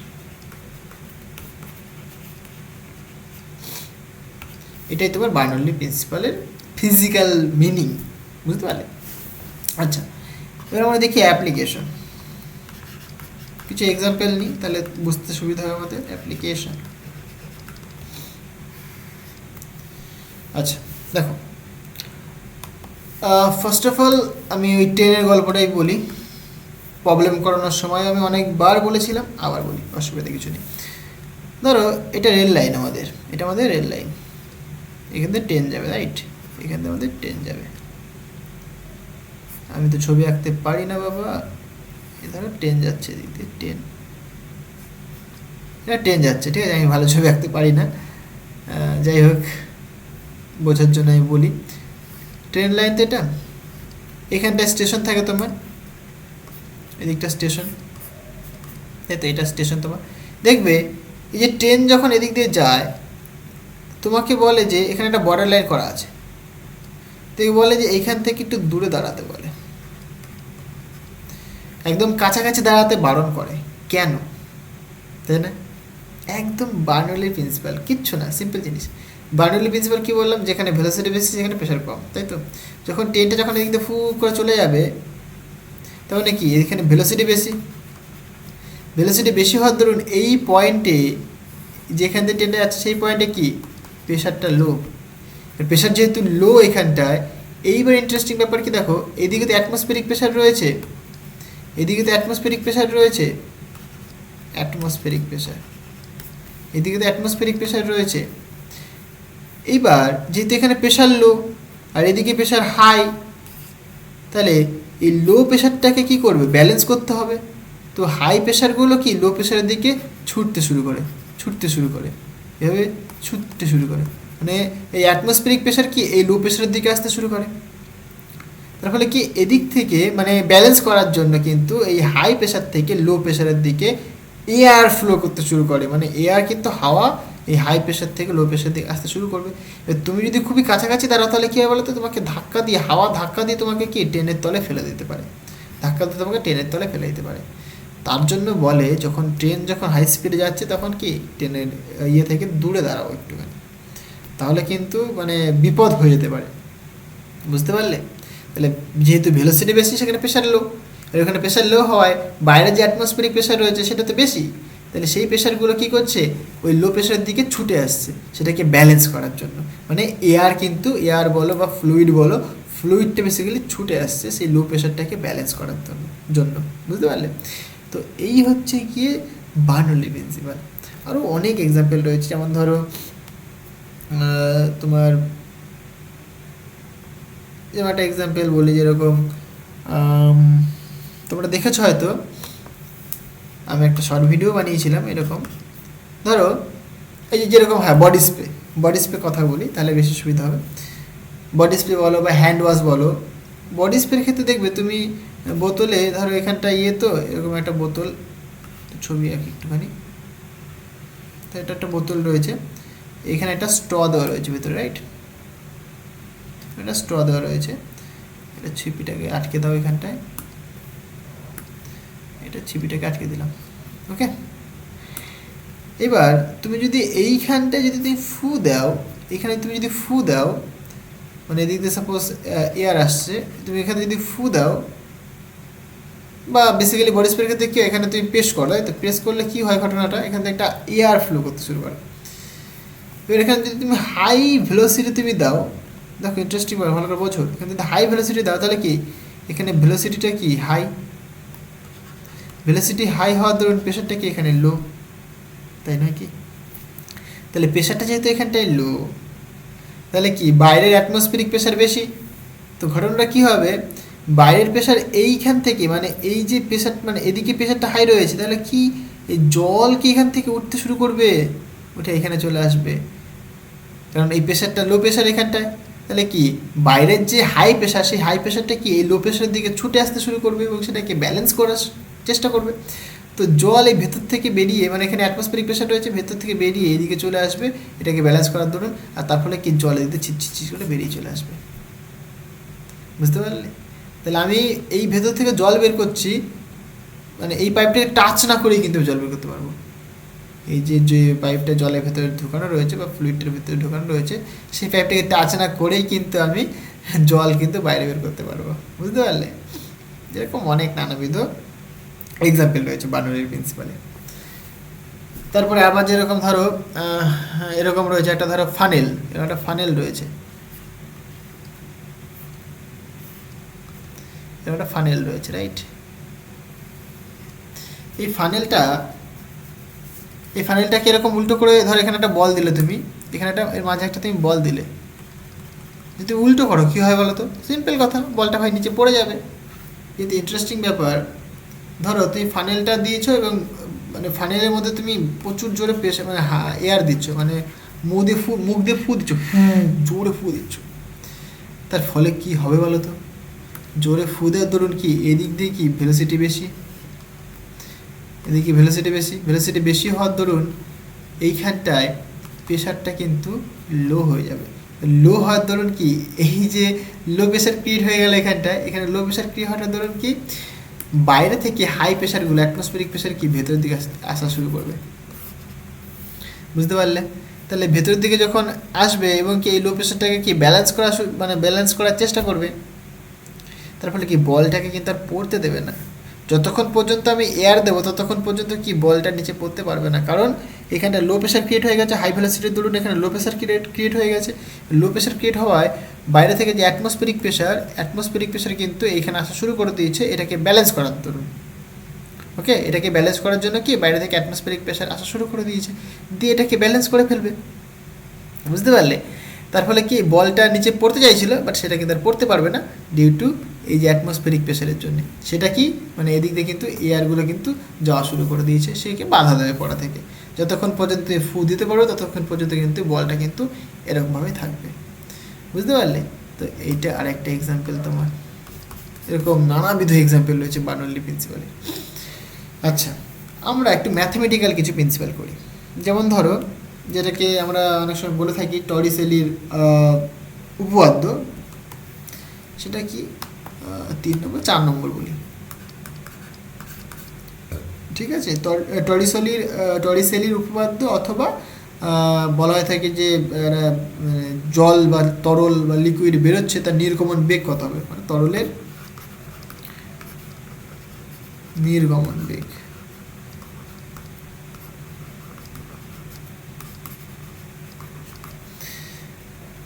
এটাই এখানে এই যে ভেলোসিটি, সেটাই বেসিক্যালি টরিসেলির উপপাদ্য।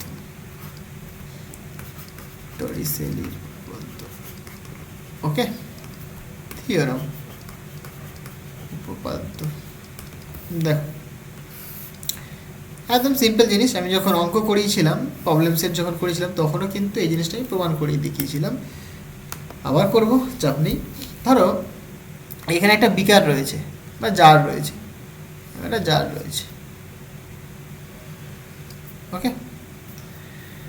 এটাকে এরকম করে দাও, এখানে জার, এইরকম একটা জার রয়েছে,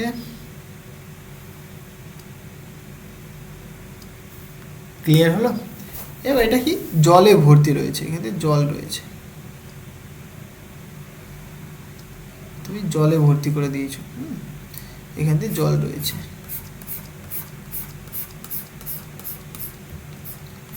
জারটা জলে ভর্তি রয়েছে, হলো? এবার কি করেছো দেখো, এইখানে একটা ছিদ্র করেছো, একটুখানি উপরে ধরি আমি, এখানে একটা কি তুমি ছিদ্র করে দিয়েছো, ছিদ্র করে এখানে একটা তুমি একটা নল কানেক্ট করে দিয়েছো, রাইট? ওকে, তাহলে এই পয়েন্টটা থেকে একদম পুরো সারফেস থেকে যে ওয়াটারের লেভেল থেকে এইখানের যে তুমি নল করেছো তার হাইট তুমি কনসিডার করলে, সাপোজ এটা, আচ্ছা এরকম বলি তাহলে বেশ সুবিধা হবে। ধরো এই পয়েন্ট থেকে পুরোটার যে হাইট, মানে এটাকে তুমি রেফারেন্স ধরে নাও, এটাকে তুমি রেফারেন্স ধরে নাও, এটাকে তুমি রেফারেন্স ধরে নাও, ওকে? কী করলাম তাহলে, নিচ থেকে এইটুকুনি হাইট, সেটাকে সাপোজ আমি H2 বলছি, আর এখান থেকে এইটুকুনি যে হাইট সেটাকে সাপোজ আমি H1 বললাম। তাহলে এইখান থেকে এইটুকুনি H2, এখান থেকে এইটুকুনি H1, তাহলে এখান থেকে এটার কত হবে বলো? H হবে, সেটা কত? H2 - H1। জিনিসটা বুঝতে পারলাম? আচ্ছা, এবার দেখো জল কিন্তু এদিক দিয়ে কিন্তু ফ্লো করবে, জল এদিক দিয়ে ফ্লো করবে, তাই তো? তাহলে জল যে ফ্লো করছে তার যে ভেলোসিটি সেটা আমি সাপোজ কনসিডার করছি ভি ভেলোসিটি নিয়ে জল ফ্লো করছে। তাহলে ভি ভেলোসিটিটা আমাকে বের করতে হবে। এই যে বলেছি এখানে তরলের নির্গমন বেগ কত সেটা বের করো, তাহলে সেটা বের করা যাক। তাহলে অ্যাকর্ডিং টু বার্নৌলির উপপাদ্য, তাই তো, মানে বার্নৌলিস প্রিন্সিপাল বা থিওরাম, আমরা কি বলতে পারি দেখো। তাহলে দুটো পয়েন্ট তোমার কাছে রয়েছে, এক এই পয়েন্ট আর এক এই পয়েন্ট। তাহলে এই পয়েন্টের কথা প্রথমে বলি। তাহলে এই পয়েন্টে কিন্তু কোনো প্রেশার কাজ করছে না, প্রেশারটা কত, এই পয়েন্টে 0, বিকজ সেটা কি পুরো টপমোস্ট লেভেল, টপমোস্ট লেভেলে তো কোনো প্রেশার নেই এইখানটায়, এখানে বেসিক্যালি ফ্লুইডের কোনো ফ্লো নেই, তাই তো, মানে কোনো প্রেশার এখানে নেই এবং তার কোনো ফ্লো নেই। মানে তুমি বলতে পারো এই পয়েন্টে, বা এরকম বলতে পারো তুমি এই পয়েন্টের প্রেশার আর এই পয়েন্টের প্রেশার সেম, ওকে, সেই প্রেশার নিয়ে তো জলটা ফ্লো করছে, তাহলে প্রেশার কিন্তু দুজনেরই সেম তুমি বলতে পারো। আচ্ছা, এবং দেখো, আচ্ছা এরকম বলি আমি, তাহলে অ্যাকর্ডিং টু এই পয়েন্টে প্রেশার আমি 0 প্লাস, এই পয়েন্টে যদি আমি ইয়ে দেখি রো ইন্টু জি ইন্টু H2 প্লাস, এই পয়েন্টে লিকুইডটার ভেলোসিটি দেখবো আমি। আচ্ছা, প্রেশারটাকে পি ধরলাম, এই পয়েন্টে প্রেশারটাকে পি ধরলাম, এই পয়েন্টে প্রেশারও পি হবে, 0 না ধরে পি ধরে নিচ্ছি, ঠিক আছে। এই পয়েন্টে সাপোজ ধরলাম প্রেশার পি রয়েছে, তাহলে এই পয়েন্টে প্রেশার কিন্তু পি হবে, ওকে, কারণ সেই প্রেশার নিয়ে জলটা ফ্লো করছে। তাহলে পি প্লাস রো ইন্টু জি ইন্টু H2, এই পয়েন্টের কথা বলছি আমি, plus half into rho into V2 square. এইবার এইখানে দেখো ফ্লুইডটার কিন্তু কোনো ভেলোসিটি নেই, এখানে যেরকম এদিক বড় ভেলোসিটি রয়েছে, এখানে কি এদিক বড় ভেলোসিটি রয়েছে, ভেলোসিটি নেই, তাহলে এইখানে কিন্তু ভেলোসিটি তোমার 0, এইখানে কিন্তু তোমার ভেলোসিটি 0।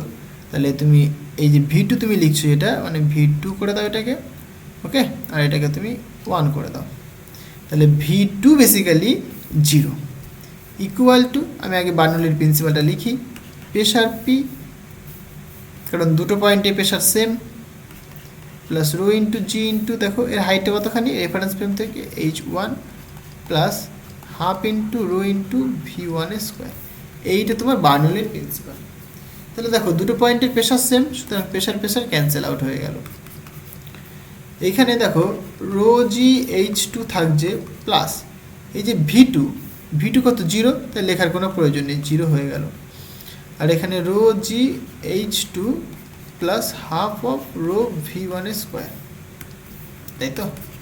তাই এখান থেকে তুমি বলবে দেখো half of rho V1 square that is equal to, এইটাকে দিকে নিয়ে চলে আসবে, সুতরাং রো জি H1 না H2 এটা মাইনাস রো জি H1, তাই তো। তাহলে এখান থেকে তুমি বলতে পারো যে half into rho into V1 square equal to rho into G common, সুতরাং H2 মাইনাস H1, তাই নয় কি? তাহলে এখান থেকে তুমি রো রো ক্যান্সেল করতে পারো, তাহলে ক্যান্সেল করলে V1 স্কোয়ার ইকুয়াল টু তুমি লিখবে 2G H2 মাইনাস H1। তাহলে সুতরাং তুমি এখানে বলতে পারো যে V1 that is equal to root over of 2G H2 minus H1। এবার H2 মাইনাস H1 মানে কত দেখো, H2 মাইনাস H1 মানে কত দেখো, H, root over of 2G into H।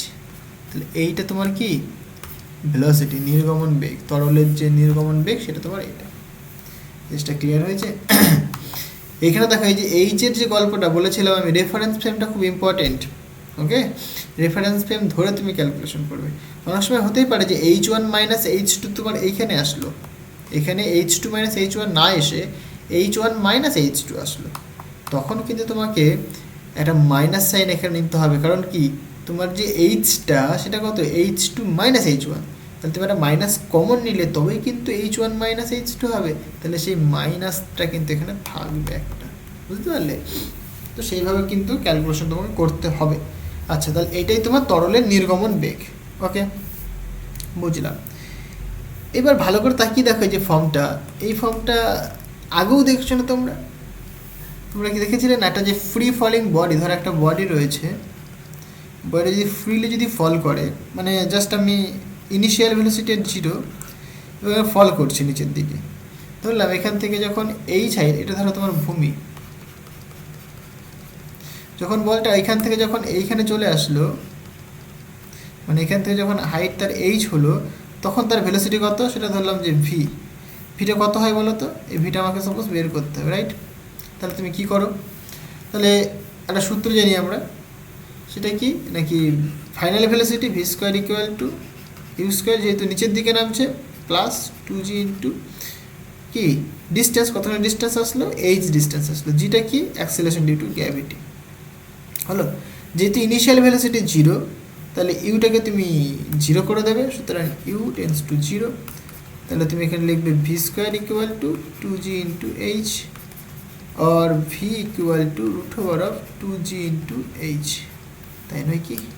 তাহলে এটাই কি তোমার ভেলোসিটি পাচ্ছ তুমি। তাহলে একটা বডি যখন ফ্রিলি যখন পড়ে, তখন তার যে ভেলোসিটি হয় এইচ হাইট পড়ে, মানে এইচ ডিস্টেন্স পড়ে, সেটা কত হয় 2√2 ইন্টু জি ইন্টু এইচ।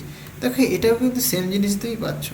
তার মানে এইটাকে তুমি এরকম বলতে পারো নয় কি, যে এই যে জলের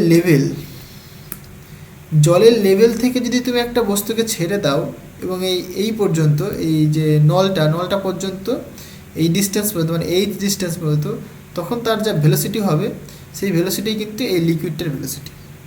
বুঝতে পারলে? মানে ছিদ্র দিয়ে যে জলটা নির্গমন হচ্ছে, এই ছিদ্র দিয়ে যে জলটা বেরোচ্ছে, এই জলটার যে ভেলোসিটি, সেটা কি এই তরল পৃষ্ঠ, এই পৃষ্ঠ থেকে কোনো একটা বস্তুকে তুমি যদি ছেড়ে দাও, তখন তার এইচ হাইট আসতে, মানে এইখানটা আসতে, এইখান থেকে এইটুকুনি আসতে, এইচ হাইট আসতে যে তার ভেলোসিটি হবে, হ্যাঁ, মানে অবাধে পড়ার ফলে তার যে ভেলোসিটি হবে, সেই ভেলোসিটিটা কিন্তু এই যে ছিদ্র দিয়ে যে জল বেরোচ্ছে তার ভেলোসিটির সঙ্গে সমান। এটাকে বলে টরিসেলির উপপাদ্য। বুঝতে পারলে? মানে এই দুটোর কম্প্যারিজনটা, মানে এটা কি, মানে যেটা দেখতে পাচ্ছি আমরা, যে ছিদ্র দিয়ে যে জলটা ফ্লো করছে, তার যে ভেলোসিটি, সেটা কি একটা ফ্রি ফলিং বডির যে ভেলোসিটির ফর্মুলা হয় তার সাথে সেম। এটাই টরিসেলির উপপাদ্য। জিনিসটা ক্লিয়ার হয়েছে? আমি ভাষাটা লিখছি না, তাহলে এটাই তোমার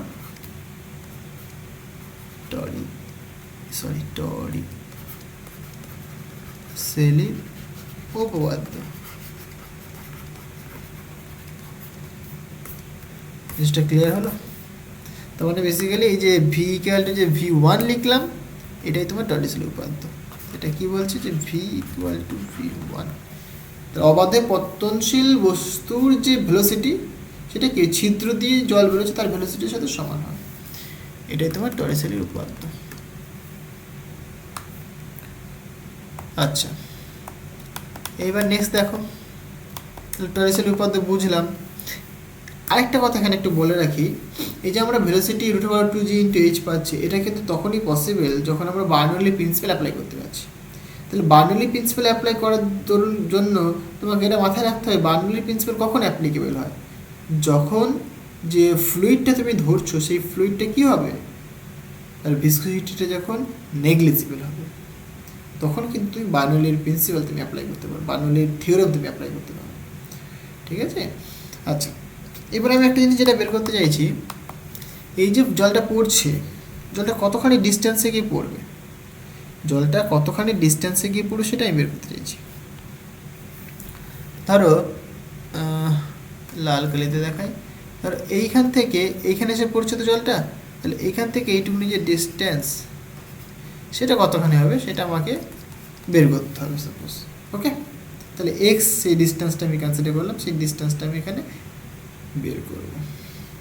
দেখো এখানে তোমাকে দুটো জিনিস বুঝতে হবে। এক কি, জলটা যখন ফ্লো করছে তখন ওপর থেকে নিচের দিকে নামছে, এটা এই প্রজেক্টাইল মোশনের মতো, তাই না? তাহলে তার দুটো কিন্তু ফ্লো রয়েছে, এক হরাইজন্টাল ফ্লো, একটা ভার্টিক্যাল ফ্লো। এই দুটোর কম্বিনেশন ফলে কিন্তু সে এইভাবে কি এইখানে এসে পড়ছে।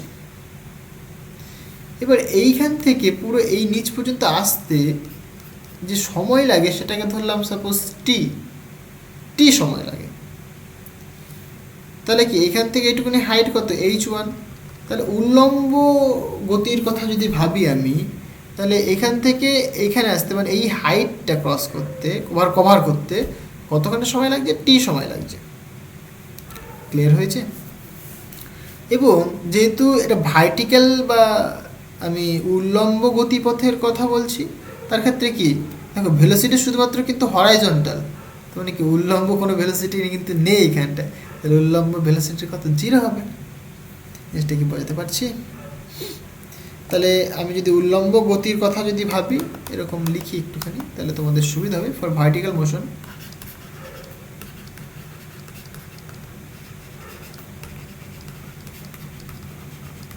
তাহলে ভার্টিক্যাল মোশনের কথা যদি ভাবি আমি, তাহলে আমরা কি বলতে পারবো যে ইনিশিয়াল ভেলোসিটি, প্রাথমিক বেগ সেটা কত 0, তাই তো? মানে ইনিশিয়াল ভেলোসিটি কী লিখবো আমি, ইউ লিখছি, ইউটা 0। এবং যেহেতু নিচের দিকে নামছে, তাহলে নিচের দিকে একটা ত্বরণ কাজ করছে, তাহলে একটা ত্বরণ রয়েছে জি, অ্যাক্সিলারেশন ডিউ টু গ্র্যাভিটি, তাই তো? তাহলে কতখানি হাইট নামবে টি সময়ে, তাহলে তুমি বলবে যে হ্যাঁ এইচ ইকুয়াল টু ইউটি, যেহেতু নিচের দিকে নামছে তাই প্লাস লিখলাম half of G into T square. তাহলে এই যে ইউটা তো 0, তাহলে এটা 0 হয়ে গেল। তাহলে সুতরাং তুমি এখানে বলবে যে H equal to half into G into T square. তাহলে কতখানি সময় লাগছে দেখো, তাহলে T square equal to 2h by g, or we can write t equal to under root 2h by g। তাহলে এতখানি সময় তোমার লাগছে একদম উপর থেকে নিচে নামতে, আমার নয় জলের। তাহলে জল এখান থেকে একদম এখানে আসছে, এখান তো আসছে না, এখানে আসছে, তাই তো? মানে এই হাইটটা, এই ভার্টিক্যাল যে ডিস্টেন্স, এইটুকুনির জন্য তার সময় লাগছে কতখানি, টি সময়। সেটা কত? আচ্ছা এখানে এইচটা h1 ধরেছি, তাহলে h1 করে দিই এখানে, অসুবিধা নেই। তাহলে h1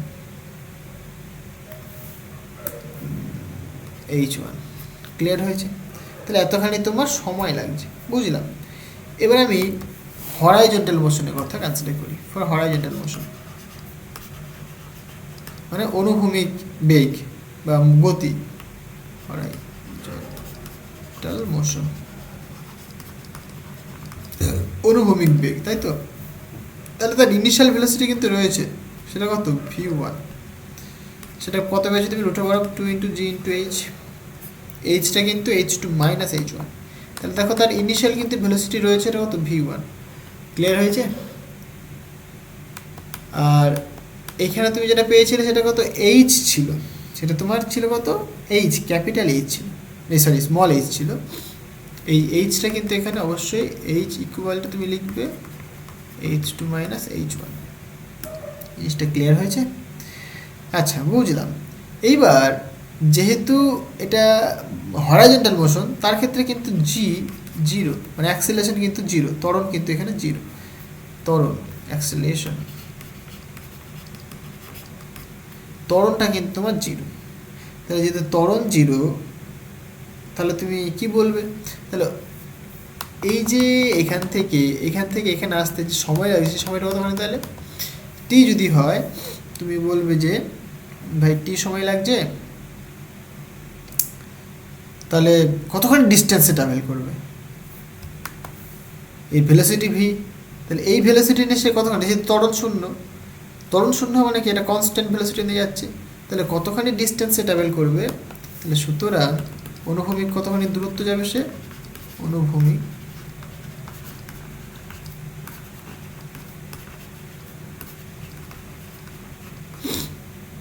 দূরত্ব, সেটা আমি এক্স ধরেছিলাম, X equal to V velocity v1 into T, তাই নাকি? এবার দেখো ভেলোসিটি তুমি এই যে v1 মানে তুমি জানো রুট ওভার 2 ইন্টু জি ইন্টু এইচ, আর টি মানে তুমি বের করেছো রুট ওভার 2h1 বাই জি, ঠিক লিখলাম 2h1 বাই জি, ঠিক লিখেছি। তাহলে জি জি ক্যান্সেল হচ্ছে, আলটিমেট তোমার থাকছে পড়ে এক্স ইকুয়াল টু, দেখো দুটো 2 রয়েছে রুটের মধ্যে, মানে একটা বের করে নিয়ে আসতে পারি, আর রুট h1 থাকছে, তাহলে root h into root h1। তাহলে দিস ইজ দ্য ডিস্টেন্স, বুঝতে পারলে? এটা তোমাকে থিওরিতেই বুঝিয়ে দিচ্ছি, এরকম কিন্তু প্রবলেমও রয়েছে। তাহলে তোমাকে বুঝতে হবে, তুমি যদি বুঝতে পারো তাহলে তোমার কাছে এই জিনিসগুলো কিছুই না। তাহলে এতখানি ডিস্টেন্স কিন্তু যাবে। এটা ডিপেন্ড করছে কি দেখো এই এইজগুলোর উপর ডিপেন্ড করছে, বুঝতে পারলে? আচ্ছা, নেক্সট আরেকটা প্রবলেম দেখি, সেটা কি ভেঞ্চুরি মিটার। দেখো অনেক বড় হয়ে যাচ্ছে, বাট আমি চাইছি শেষ করে দিতে, ঠিক আছে? তোমরা একটু ধৈর্য ধরে দেখো তোমরা। নেক্সট আমি যেটা দেখবো, আচ্ছা এটা বোধ হয় 5 নম্বর, না 5 নম্বর ভেঞ্চুরি মিটার।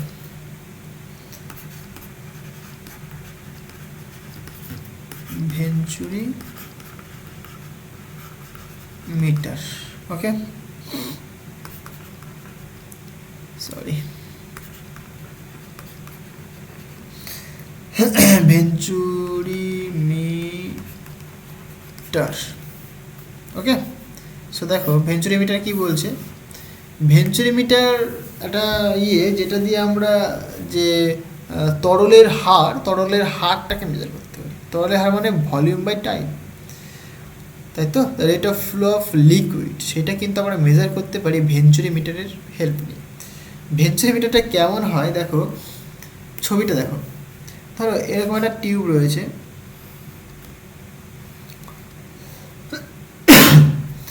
এবার এখানটা কি করলাম, মাঝখানটা একটুখানি আমি সরু করে দিলাম, একটুখানি না অনেকটাই আর কি, শুরু করে দিলাম, দিয়ে আবার আমি অ্যাজ ইট ইজ রাখলাম। মানে এই দুজনের যে ডাইমেনশন বা ডায়ামিটার তারা কি সেম।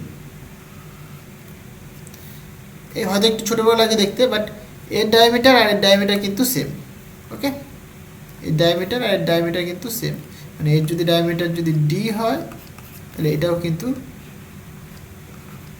তুমি ডি বলবে, ওকে, এটাকেও তুমি ডি বলবে, দুজনে কিন্তু সেম। বাট এইখানে কিন্তু দেখো কম, ওকে। এইবার এইটার সাহায্যে আমরা কি করে ভলিউম পার টাইম আমরা মেজার করবো, প্রতি সেকেন্ডে আয়তন বা তরলের হার আমরা কি করে মেজার করবো, তখনই বুঝতে পারবে। দেখো এদিক দিয়ে কী হচ্ছে, লিকুইড ফ্লো করছে, এদিক দিয়ে লিকুইড ফ্লো করছে, তাই তো? এবার তুমি এইখানে একটা তুমি এরিয়া কনসিডার করলে, এখানে তুমি এরিয়া কনসিডার করলে এবং কি করলে এইখানটাতে পাইপটাকে ফুটো করে আরেকটা তুমি এখানে পাইপ ঢুকিয়ে দিলে, এরকম একটা পাইপ ঢুকিয়ে দিলে, অ্যাটাচ করে দিলে এখানে একটা পাইপ, এখানটা পাইপ তুমি অ্যাটাচ করে দিলে। সিমিলারলি এইখানেও তুমি একটা এরিয়া কনসিডার করলে এবং এইখানেও কিন্তু একদম এই হাইট বরাবরই আর একটা পাইপকে তুমি এখানে অ্যাটাচ করে দিলে। দুটো পাইপের ডাইমেনশন বা ডায়ামিটার সেম, ওকে। তাহলে এইখানেও তুমি একটা এরিয়া পাচ্ছ, এইখানেও তুমি একটা কি এরিয়া পাচ্ছ, তাই তো? এবার ইন্টারেস্টিং ব্যাপার কি হয় দেখো, আমরা একটু আগে শিখলাম যেখানে এরিয়া বেশি সেখানে ভেলোসিটি কম, ভেলোসিটি কম মানে প্রেশার বেশি। তাহলে এই পয়েন্টে যখন আমি মানে জল যখন ফ্লো করবে তাহলে প্রেশার এই পয়েন্টে বেশি, তাহলে প্রেশার বেশি হওয়ার দরুন জল কিন্তু ওপরের দিকে উঠে যাবে। জল সাপোজ এত দূর পর্যন্ত উঠে গেছে, ওকে। এবার এইখানটায় দেখো, আচ্ছা এখানে আমি লিখে দিই, এটা এরিয়া A1, ভেলোসিটি V1, এখানে প্রেশার P1, ক্লিয়ার হয়েছে? এবার এইখানে দেখো এরিয়া A2, এরিয়াটা কম, তাহলে কী হবে, এইখানে ভেলোসিটি কিন্তু বেশি হবে V2, তাহলে এরকম লেখো area A1 greater than A2, similarly V2 greater than V1 হবে। এবং এই P1 দেখো, P1 প্রেশারটা যেহেতু ভেলোসিটি এই পয়েন্টটাই কম তাই প্রেশারটা বেশি, ক্লিয়ার? এইখানে এরিয়া কম হওয়ার দরুন ভেলোসিটি বেশি, ভেলোসিটি বেশি হলে পরে প্রেশার কম হবে, তাহলে এখানে কম হাইট পর্যন্ত জল উঠবে। এখানে প্রেশার তোমার P2, তাহলে অবশ্যই P1 is greater then P2, clear হয়েছে? এগুলো সব একই জিনিস, আশা করি জিনিসগুলো বুঝতে পারছো। তাহলে এখানে যদি তুমি কম্পেয়ার করো যে হাইটের ইয়েটা, তাহলে এখান থেকে এইটুকুনি তুমি কতখানি পাচ্ছ, সাপোজ এইচ পাচ্ছ তুমি, ঠিক আছে? হাইটের যে ডিফারেন্স এটা কতখানি, এইচ। জিনিসটা কি বুঝতে পারলাম? তাহলে এই ভেঞ্চুরিমিটারের সাহায্যে আমরা রেট অফ ফ্লুইড আমরা বের করব। তাহলে এবার তুমি অ্যাপ্লাই করো বার্নৌলির থিওরাম। তাহলে অ্যাকর্ডিং টু বার্নৌলির থিওরাম কি বলছে, তাহলে দুটো পয়েন্ট, তাহলে দুটো পয়েন্টের ক্ষেত্রে আমি লিখি P1 প্লাস, দেখো এরা কিন্তু হরাইজন্টাল রয়েছে, মানে দুজনের হাইট সেম, সুতরাং রো জি এইচ প্লাস হাফ ইন্টু, এই হাইটটা কিন্তু আলাদা, এইখানে কিন্তু এইচ লিখেছি, এইখানটায় আবার এইচ লিখছি, তো এই হাইটটাকে তুমি ক্যাপিটাল এইচ করে দাও। ওকে, এই হাইটটা তোমার এই যে লিকুইড দুটো পয়েন্ট তুমি ক্যান্সেলটা করছো, সেই দুটো পয়েন্টের মধ্যে যে হাইটের ডিফারেন্স আছে কি নেই, এখানেও আমি যদি রেফারেন্স এটা ধরি বা রেফারেন্সটাকে আমি জিরো ক্যান্সেল করে নিই, তাহলে কি হাইটটাকে তুমি প্রথম থেকে তুমি জিরো বলতে পারো। তাহলে এক কাজ করি, এটাকে জিরোই করে দিই, তাহলে হাইটটা তোমার zero equal to P2 plus half rho V2 square. এখানে কিন্তু হাইট ছিল রো জি এইচ ছিল, বিকজ হাইট সেম তাই কেটে যাচ্ছে, মানে থাকছে না। ওকে, তাহলে এটা তোমার কি বার্নৌলির থিওরাম। জিনিসটা ক্লিয়ার হয়েছে? এখান থেকে তুমি কি করতে পারো, দেখো এই P2টাকে তুমি বাদিকে নিয়ে চলে আসো, তাহলে P1 minus P2 equal to, তাহলে এটাকে ডান দিকে নেবে, তাহলে এখানে হাফ থাকবে, রো থাকবে, আর এখানে V2 square minus V1 square, এরকম একটা ফর্ম থাকবে, তাই নাকি? এবার দেখো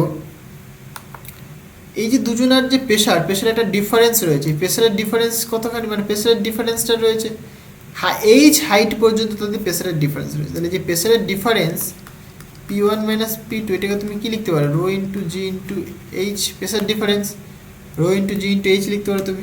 তাহলে এখানে তুমি পুট করতে পারো সেটা, তাহলে রো ইন্টু জি ইন্টু এইচ, এই এইচটা কি বেসিক্যালি প্রেশার ডিফারেন্সের জন্য h, half into rho V2 square minus V1 square. Clear হয়েছে? তাহলে এখান থেকে তুমি হাইট ক্যালকুলেট করতে পারো, যে এইচ ইকুয়াল টু তুমি বলতে পারো রো কাটবে, সুতরাং 1/2g থাকছে এখানে, এখানে V2 স্কোয়ার থাকছে মাইনাস এখানে V1 স্কোয়ার হচ্ছে, তাই তো? এটা তুমি পাচ্ছ। এবার দেখো কন্টিনিউটি ইকুয়েশন, কারণ এই পয়েন্টে আর এই পয়েন্টে দুটো পয়েন্টে আমি যদি কন্টিনিউটি ইকুয়েশন অ্যাপ্লাই করি, তাহলে কী লিখতে পারি আমরা, A1 V1 equal to A2 V2, তাই নাকি? তাহলে এখান থেকে তুমি বলতে পারো যে V1 by V2 equal to A2 by A1, এটা আমরা বলতে পারি। তাহলে এই যে এক নম্বর ইকুয়েশন, আমি তাকে কোনো নাম দিইনি, এটা এক নম্বর ইকুয়েশন, এটাকে পুট করতে পারি। তাহলে সুতরাং ফ্রম 1 ইকুয়েশন 1 কি লিখতে পারি, দেখো যে এইচ ইকুয়াল টু 1/2 ইন্টু জি। আচ্ছা, এখানে একটা কাজ করি, V2 স্কোয়ারকে কমন নিয়ে নিই। V2 স্কোয়ার যদি কমন নিই, তাহলে এখানে 1 থাকবে পড়ে, মাইনাস এখানে V1 square by V2 square থাকবে পড়ে। তাহলে V1 বাই V2 তার হোল স্কোয়ার, সেটা মানে কত, V1 বাই V2 মানে বেসিক্যালি A2 বাই A1, তাই নয় কি? তাহলে এখানে তুমি লিখতে পারো, সুতরাং এইচ ইকুয়াল টু 1/2 ইন্টু জি, এখানে V2 স্কোয়ার রেখে দাও, V2 square 1 minus A2 by A1 তার whole square, A2 by A1 তার হোল স্কোয়ার, তাই তো? এটা তুমি পাচ্ছ এইচ ইকুয়াল টু। ক্লিয়ার হয়েছে? এবার দেখো তুমি বেসিক্যালি বের করবে কি, volume per time, volume per time তুমি বের করবে, তাই তো? তাহলে এই যে পয়েন্টটা, এই পয়েন্টটাতে এরিয়া জানো তুমি, ভেলোসিটি তুমি V2 ক্যালকুলেট, মানে V2 তুমি এখানে বের করে নাও, তাহলে কি এরিয়ার ভেলোসিটি গুণ করলে তুমি ভলিউম পার টাইম তুমি পেয়ে যাবে। সিমিলারলি এটাও করতে পারো, কোনো অসুবিধা নেই। ওকে, তাহলে এখান থেকে আমরা কি লিখতে পারি দেখো, এই ইকুয়েশনটা থেকে আমরা বলতে পারি, সুতরাং আমরা এখানে বলতে পারি কি v2 square equal to 2 into G into H divided by, এটা নিচে চলে আসবে, ডিভাইডেড বাই, এইটাকে একটা কাজ করি a1 স্কোয়ার, আর এখানে a1 স্কোয়ার, আচ্ছা এটাকে এরকমভাবে লিখি a1 স্কোয়ার, লসাগু করে দাও এটাকে, সুতরাং a1 square minus a2 square, তাই তো? তাহলে এখানে তুমি লিখবে সুতরাং v2 square that is equal to a1 square উপরে চলে আসবে, তাহলে 2gh a1 square divided by a1 square minus a2 square. Clear হয়েছে? এটা তুমি পাচ্ছ। আচ্ছা, তাহলে এখান থেকে তুমি v2 ক্যালকুলেট করতে পারো, সুতরাং v2 ইকুয়াল টু তুমি বলতে পারো রুট ওভার করবে, তাই তো? তাহলে এখানে এরকম লেখো a1 স্কোয়ার হয়, তাহলে এটা শুধুমাত্র a1 হবে, আর নিচে এটা আন্ডার রুটে থাকবে a1 square minus a2 square, right, into root over of 2g into h, এইটা। তাহলে এটা v2 তুমি পেলে। তোমার বের করতে হবে কি ভলিউম পার টাইম, প্রতি সেকেন্ডে প্রবাহিত তরলের আয়তন, তাই তো? সুতরাং rate of flow of liquid, এটা কি ভলিউম বাই টাইম, সেটা গেলে তুমি কি লিখবে বলো, a2 ইন্টু v2, তাই নয় কি? তাহলে এখানে জাস্ট a2কে মাল্টিপ্লাই করে দাও, তাহলে হয়ে যাবে। সুতরাং a2 আর v2 মানে কত দেখো, a1 divided by root over of a1 square minus a2 square into root over of 2g into H. Okay, এখান থেকে তুমি বলতে পারো দেখো, সুতরাং a1 a2 divided by root over of a1 square minus a2 square root over of 2g into H, এটাই তোমার কি ভলিউম পার টাইম। জিনিসটা ক্লিয়ার হয়েছে? মানে রেট অফ ফ্লো অফ কি ফ্লুইড, প্রতি সেকেন্ডে তরলের আয়তনের যে প্রবাহ, সেটাই তোমার এটা। ক্লিয়ার হয়েছে? তাহলে এখান থেকে তুমি দেখো এই a1 a2 যদি জানতে পারো এবং যে হাইটের ডিফারেন্সটা কতখানি সেটা যদি জানতে পারো, তাহলে কিন্তু বলতে পারো যে কি পরিমাণ ভলিউম পাস করছে। তাহলে একটা মানে নলের মধ্য দিয়ে কি পরিমাণ ভলিউম পাস করছে সেটা আমরা কিন্তু ক্যালকুলেট করতে পারবো কি এই ভেঞ্চুরি মিটারের সাহায্যে। আমরা মানে একটা নলের মধ্যে দিয়ে মনে করো জল ফ্লো করছে, সেখানে কি এই ভেঞ্চুরি মিটারটা বসিয়ে দেবো আমি। এখানে মনে একটা নল রয়েছে, ঠিক আছে, এর মধ্যে দিয়ে জল ফ্লো করছে, তাহলে আমি এখানে কি করব, এই ভেঞ্চুরি মিটারটাকে এখানে লাগিয়ে দেবো, বুঝতে পারলে? দিয়ে আমি এখানে হাইট পেয়ে যাবো, এখানে আমি হাইটটা মেজার করে নিলাম, আর এখানে আমি এরিয়া জানি আমি ভেঞ্চুরি মিটারের, দিয়ে এরিয়াটা মেজার করে নিলাম। তাহলে কিন্তু আমি সেখান থেকে ক্যালকুলেট করে বলতে পারবো যে এই যে ইয়েটা এর মধ্যে দিয়ে কী পরিমাণ ভলিউম পাস করছে বা কী পরিমাণ মাস পাস করছে। কারণ রোদে মাল্টিপ্লাই করলেই মাস পেয়ে যাবে তুমি, বুঝতে পারলে? আচ্ছা, আরেকটা প্রবলেম রয়েছে একদম ভেঞ্চুরি মিটারের মতোই প্রবলেম, এটা করলেই তোমার অ্যাপ্লিকেশন শেষ হয়ে যাবে। 6 নম্বর, সেটাকে বলি আমরা কি পিটট নল, পিটট।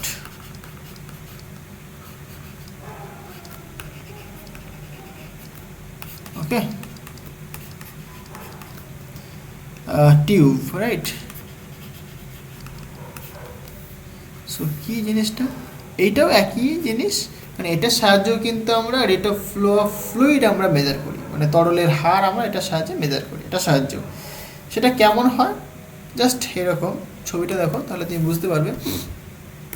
এরকম ধরো এটা একটা তো পাইপ যার মধ্যে দিয়ে লিকুইড ফ্লো করছে, হলো।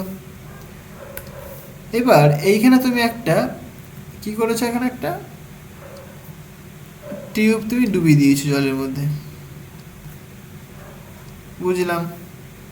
সিমিলারলি তুমি আরেকটা টিউব সেম হাইটের,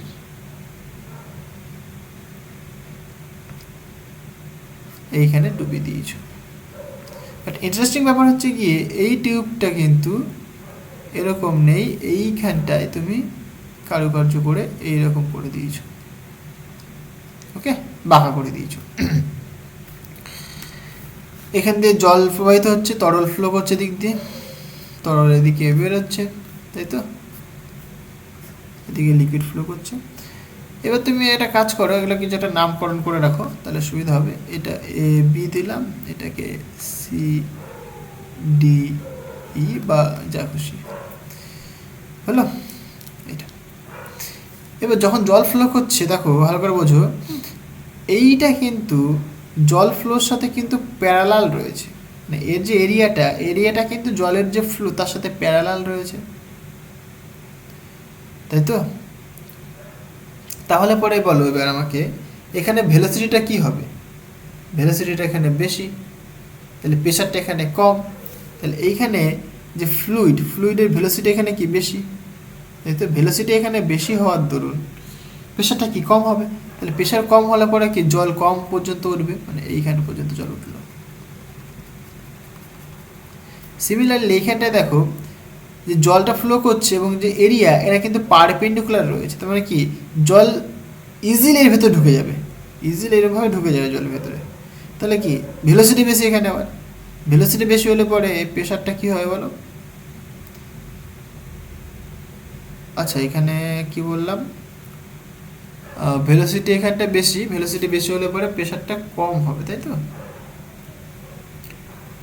এইখানে ভেলোসিটি, আচ্ছা এখানে ভেলোসিটি কম, তাহলে প্রেশারটা বেশি হবে। আচ্ছা এখানে তো মিস্টেক, এখানে কি বললাম খেয়াল নেই আমার। এইখানে ধরো ভেলোসিটিটা কি এখানটায়, এই যে এরিয়ার সাথে কি প্যারালালি জলগুলো ফ্লো করছে, তাহলে কি এখানে যে জলের ফ্লোটা কি এর উপরে কি মানে ধাক্কা মারছে, এটা ভেলোসিটি কম, এখানটায় ভেলোসিটি কম হওয়ার ধরুন কি এর যে প্রেশারটা সেটা কি বেশি হবে।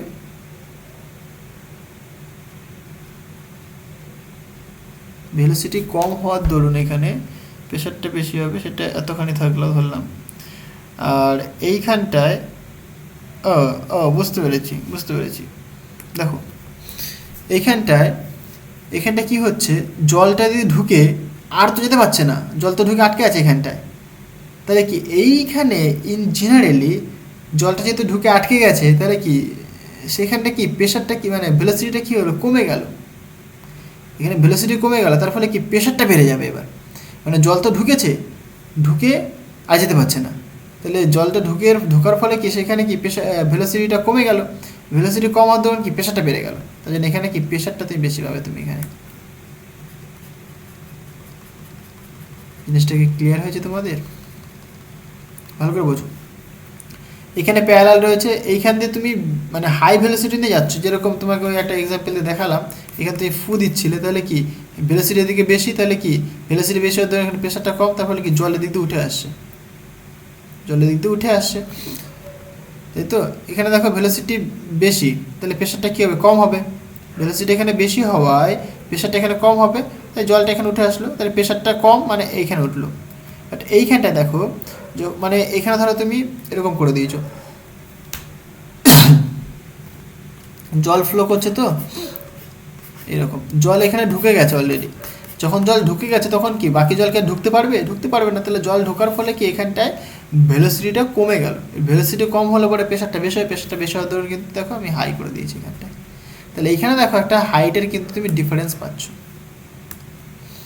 এখানেও তুমি একটা কি হাইটের ডিফারেন্স নিয়ে পাচ্ছ, এখান থেকে এইটুকুনি, এটা কত এইচ ধরলাম, তাই তো। তাহলে এই হাইটের ডিফারেন্স তুমি কিন্তু এখানেও পাচ্ছ। তাহলে এবার তুমি বার্নৌলির থিওরাম তুমি অ্যাপ্লাই করো, তাহলে তোমার কিন্তু আনসার চলে আসবে। তাহলে বার্নৌলির থিওরাম কি বলছে যে দুটো পয়েন্ট, এক এই পয়েন্ট, তাই তো।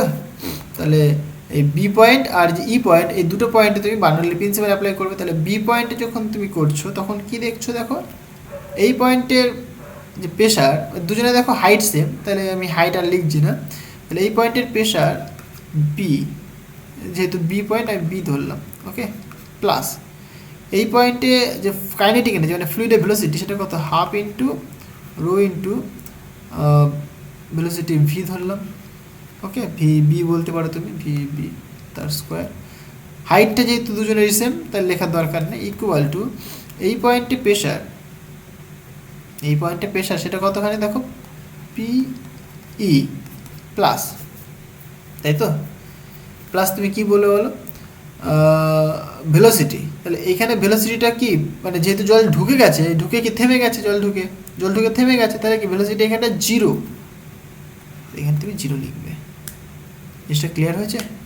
যেহেতু জল এখানে ঢুকে গেছে, ঢুকে তো যেতে পারছে না, জল থেমে পড়েছে, তাহলে এখানে কি ভেলোসিটি শূন্য হয়ে গেছে, ভেলোসিটি কম, তার দৌড়ে তো প্রেশারটা বেশি, তাহলে ভেলোসিটি এখানে জিরো। তাহলে এখান থেকে তুমি ক্যালকুলেট করতে পারো তুমি, তাই না? তাহলে এখান থেকে তুমি যদি ক্যালকুলেট করো তাহলে তুমি কি লিখতে পারো দেখো, সুতরাং তুমি এখানে বলবে যে প্রেশারে একটা ডিফারেন্স পাবো আমরা, এইটাকে এদিকে নিয়ে নিই, তাই তো, তাহলে PE minus PB that is equal to half into rho into VB the square. এখান থেকে তুমি ভিবি বের করতে পারো, সুতরাং ভিবি স্কোয়ার ইকুয়াল টু তুমি বলতে পারো কত বলো, 2 into pressure difference PE minus PB divided by rho, তাই তো। এই পিই মাইনাস পিবি এটা কি হাইটের জন্য প্রেশার ডিফারেন্স দিয়ে পাবে এখানে, তাহলে পিই মাইনাস পিবি সেটা কত হবে, রো ইন্টু জি ইন্টু এইচ, তাহলে এটা মানে তুমি লিখবে rho into G into h square equal to 2 into rho into G into H divided by rho, তাহলে রো ক্যান্সেল হয়ে যাচ্ছে, তাহলে এখানে তাহলে রো ক্যান্সেল, তাহলে এখানে থাকবে পরে ভি টু মানে VB square that is equal to 2g into H আর VB that is equal to root over of 2g into H.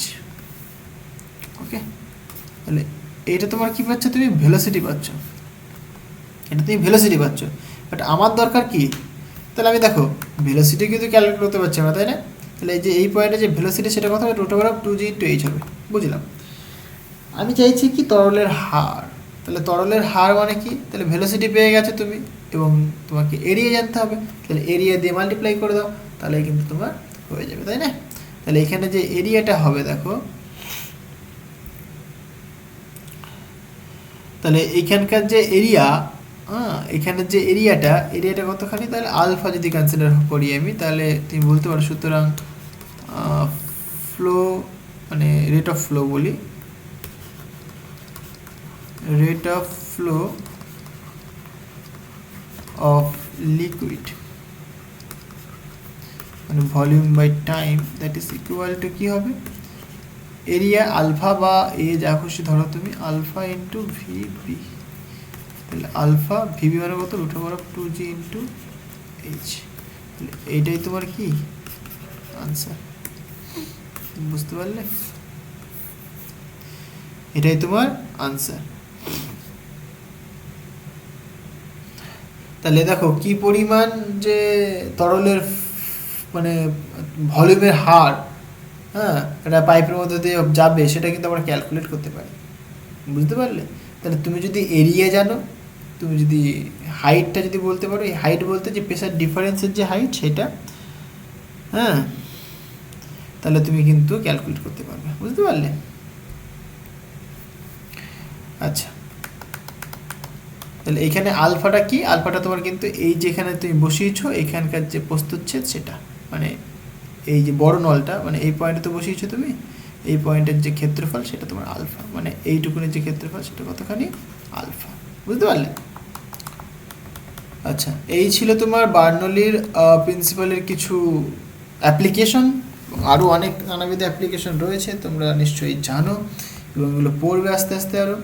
যেরকম ধরো যখন মানে ঝড় ওঠার সময় কি হয়, যে টিনের চাল, তোমরা নিশ্চয়ই টিনের চাল দেখেছো, টিনের চাল কিন্তু উড়ে যেতে দেখা যায়, আমাদের বাড়ির পাশেই দেখেছিলাম একবার, মানে ঝড়ের সময় উড়ে গিয়ে, মানে হাসির ব্যাপার নয়, খুবই মানে কষ্টজনক ব্যাপার আর কি, উড়িয়ে নিয়ে অনেকটা দূরে নিয়ে ফেলে দিয়েছিল, মানে কেন হয় সেটা কিন্তু তোমরা অবশ্যই আমাকে কমেন্ট করে জানাবে, বুঝতে পারলে?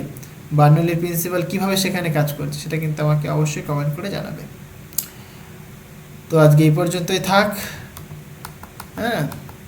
তোমাদের যদি ভিডিওটা ভালো লাগে তবে অবশ্যই একটা লাইক করে দিও, আর তোমার বন্ধুদের সাথে শেয়ার করো, অনেক অনেক বেশি করে শেয়ার করো। আর চ্যানেল নতুন হলে অবশ্যই সাবস্ক্রাইব করে দিও। ঠিক আছে, তো আজকে এই পর্যন্ত থাক, দেখা হবে নেক্সট ভিডিওতে। So thank you.